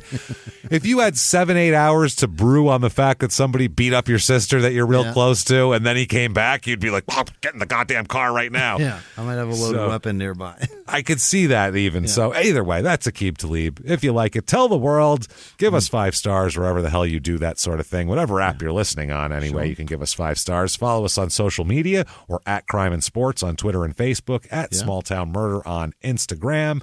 And you can also head over to shutupandgivememurder.com. What's there? Oh, my goodness. Everything. All of your merchandise, first of all. You're going to get tons of cool stuff. If we said it and you thought it was funny, it's probably on everything from a yoga mat to a bath fucking thing to a towel to a skateboard, you name it, it's on there. The new for Small Town Murder fans, the Pam and Lamb Ham Jam Band shirts are up, and they're hilarious. You got to check those out. So check that out. But get tickets to your live shows. Holy shit, live shows. Yes. We're coming all over the place, which sounds even more disgusting. It's going to be gross, everybody. So it's fine. It's all good. It's going to still be sticky, though. So either way, we're going to be, if you're listening this week when the show comes out, we are in San Francisco Friday night at Cobb's Comedy Theater, August the 12th, and 2 shows that night. They're both Small Town Murder, different stories, so feel free to come to both shows. The next night, we're in Sacramento on August 13th. Early show, I believe, is Small Town Murder. That's been sold out for a long time, but keep checking for tickets just in case. Late show, though, is Crime and Sports. There are still a few tickets left. Daryl Strawberry is the person, and I'm telling you right now, we have one more show in Nashville. It's been sold out for 2.5 years of Crime and Sports. It's going to be the last live Crime and Sports. So there are a few tickets left that are the last tickets that are ever going to be available for Crime and Sports Live. So come on through and see us in Sacramento and check us out. We can't wait for that shit. Also, later on, we're at the Pabst in Milwaukee on September 10th, and that is our biggest venue ever, so let's sell that bad boy out. We can't wait. And then we'll be in September in Tampa and Orlando on back-to-back nights, 2 shows at the respective improvs in those places. So check all that out and come see us at shutupandgivememurder.com. Come out and see a show. We promise you, we're comedians. We throw the fuck down. It's not a college lecture. We put on a goddamn comedy show, and that's what it is, and we're going to have a blast with that. Patreon this week is so fucking good, and it's always good. I'll toot, goddammit. I'll toot our own horns for Patreon. Patreon.com/Crime and Sports is where you get all the bonus stuff, and you're going to get every other week 2 new episodes. 1 Crime and Sports, 1 Small Town Murder, and you'll have access to all of it for $5 or above, and that's a cup of coffee. A cup of coffee or 4 funny episodes. This week, what we're going to talk about for Crime and Sports, we're going to talk about the scandals of Michael Jordan. Maybe the most media-savvy athlete who's ever lived. I mean, I think there's no doubt about it. Yeah, I mean, he's the guy's aware. Yeah. he's been bulletproof for over 35 years, media-wise. He can do anything. It doesn't matter. There's a whole industry still built around him, even though he's been retired for 20 years. It doesn't matter. It's no one has been able to pull that off. But he's also had a lot of scandal that a lot of people haven't even heard about. Yeah. First of all, in the 90s, his gambling stuff, which led to huge conspiracy theories about his father's murder and why he retired from basketball for 1994 and played baseball. Did it have to do with him being afraid or the whole deal? Not only that, we'll talk about his affairs, so many paternity suits. Like every year there was a new one. And then all of this leading to one of the most insane elephant choking divorce settlements in the history of the world that you just got to hear about. He's got Gatorade money and she took a bunch of it. So it's going to be interesting. And then for Small Town Murder, one of our favorite things, we haven't done it in over a year. And people have been asking for it so much, we got to do it again. Yeah. Small Town Reviews, where we do people's really weird, petty opinions on. They're so great. Oh, they're amazing. Not only small towns, but businesses in small towns and all sorts of weird reviews we're going to talk about. And we're oh my God, do we have fun with those? So check all that out. Patreon.com/crime and sports. And that will also earn you a shout out at the end of the show here. Well, Jimmy, in just a second, will mispronounce your name, even though he would really like to get it correct. He really would. But he's trying his best. That said, damn it, Jimmy, hit me with the names of the most wonderful fucking people on the face of the earth who would never, ever, ever shoot themselves in a Dallas strip club at 3 a.m.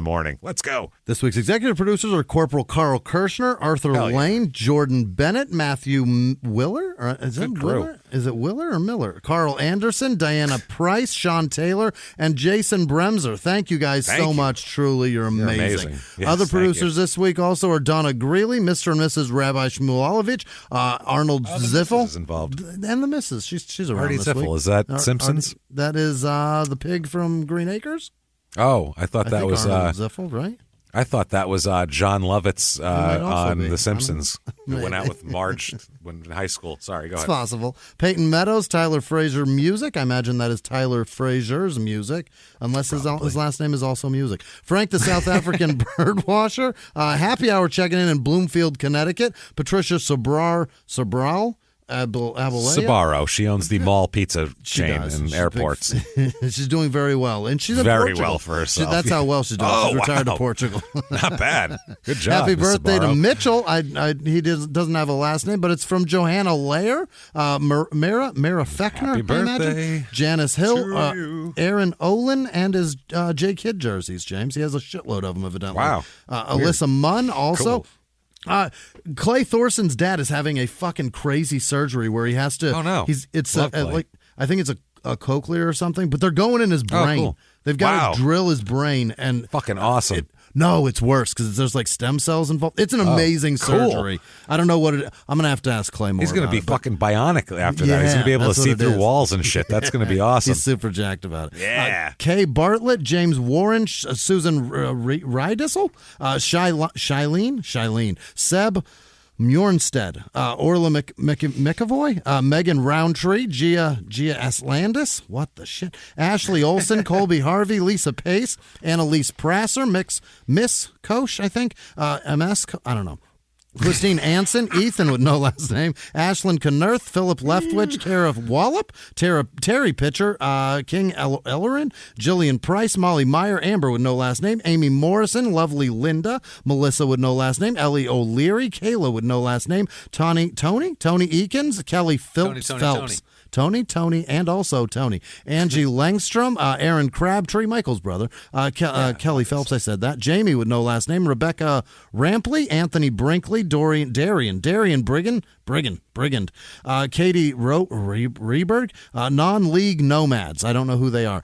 Nathan Winton, Anya Walsh, Cade Hodges, Jessica Sullivan, Adam with no last name, Ruth Sandberg, Julia Feynman. Nope, that's just fine. Why'd I add a man on the end of that?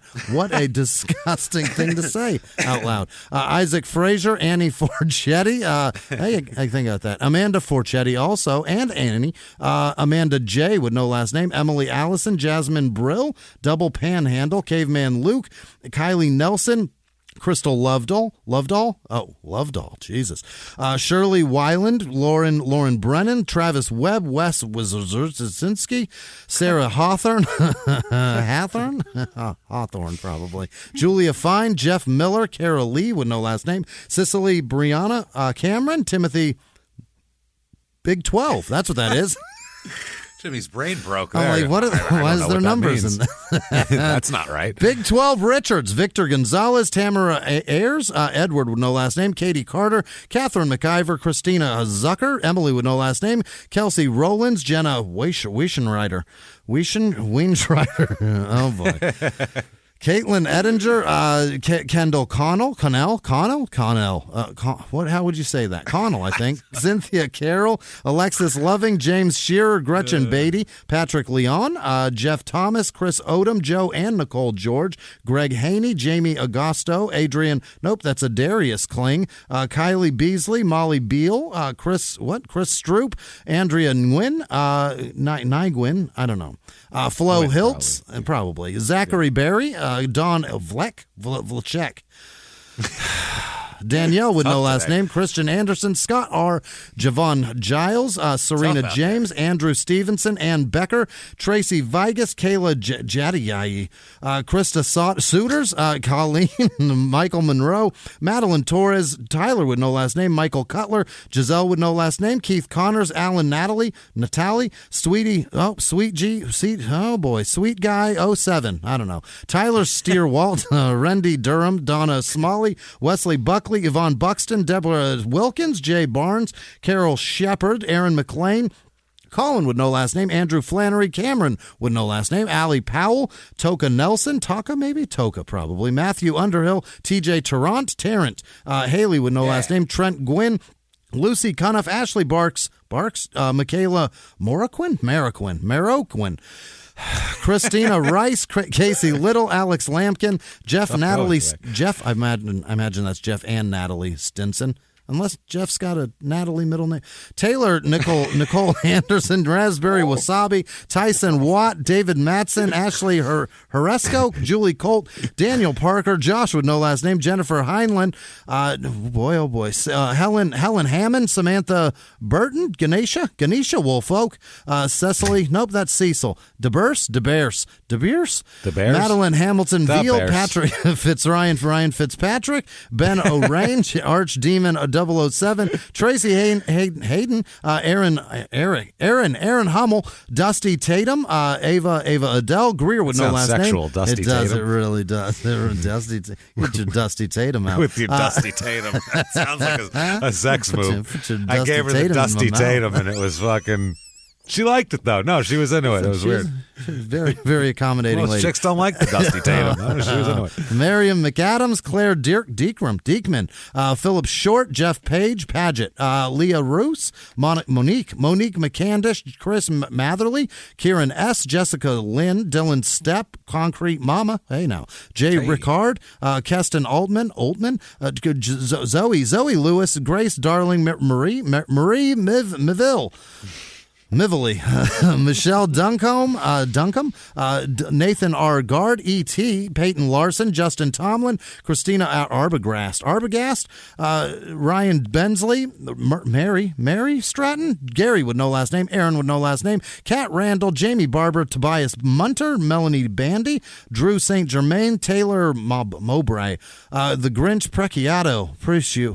Okay, Josh Gambler, James Evans, Carolyn Heinzman, Todd Gillinew, Carolina Johns, Caitlin Kieser, Kelsey Neal, Fraser Franciska Schlott, Olivia Berry, Josh Jessup, Tabby with no last name, Chris Dewing, Christine Graham, Ashley McCormick, Root Patel, and Cyrus, and all of our patrons. You guys are amazing. Thank you so much. Thank you, everybody. Thank you. Thank you for all of it. Oh, shit, you guys are the best. Shit. We appreciate all that you do for us, and hope you're enjoying Patreon. We love it so much when we see Like, people will post on social media, like, I finally signed up for the Small Town Murder, Crime and Sports Patreon, and I'm so happy I did. And you'll just see all the comments are, holy shit, guy, I canceled Netflix before I would cancel my Patreon, and I'll fucking live in the street before I'll cancel. I'm like, Jesus Christ, these people are like, I'll sacrifice, but I'm not sacrificing that. So thank you for liking the shit so much, and we'll just keep pumping it out, and hope you enjoy it. So if you're looking for us on social media, very easy to find us. You can either go to shutupandgivememurder.com, where not only is the links to our merchandise and our fucking schedule and all the information you could want, but there's also links to our social media, so you can find us. Or just Google our Crime and Sports podcast hosts, and we're the ones. There's only two of us. That said, thank you for joining us. We will be back next week with more crazy, of course, and live from the Crime and Sports studios. We'll see you next week. Yeah. Bye.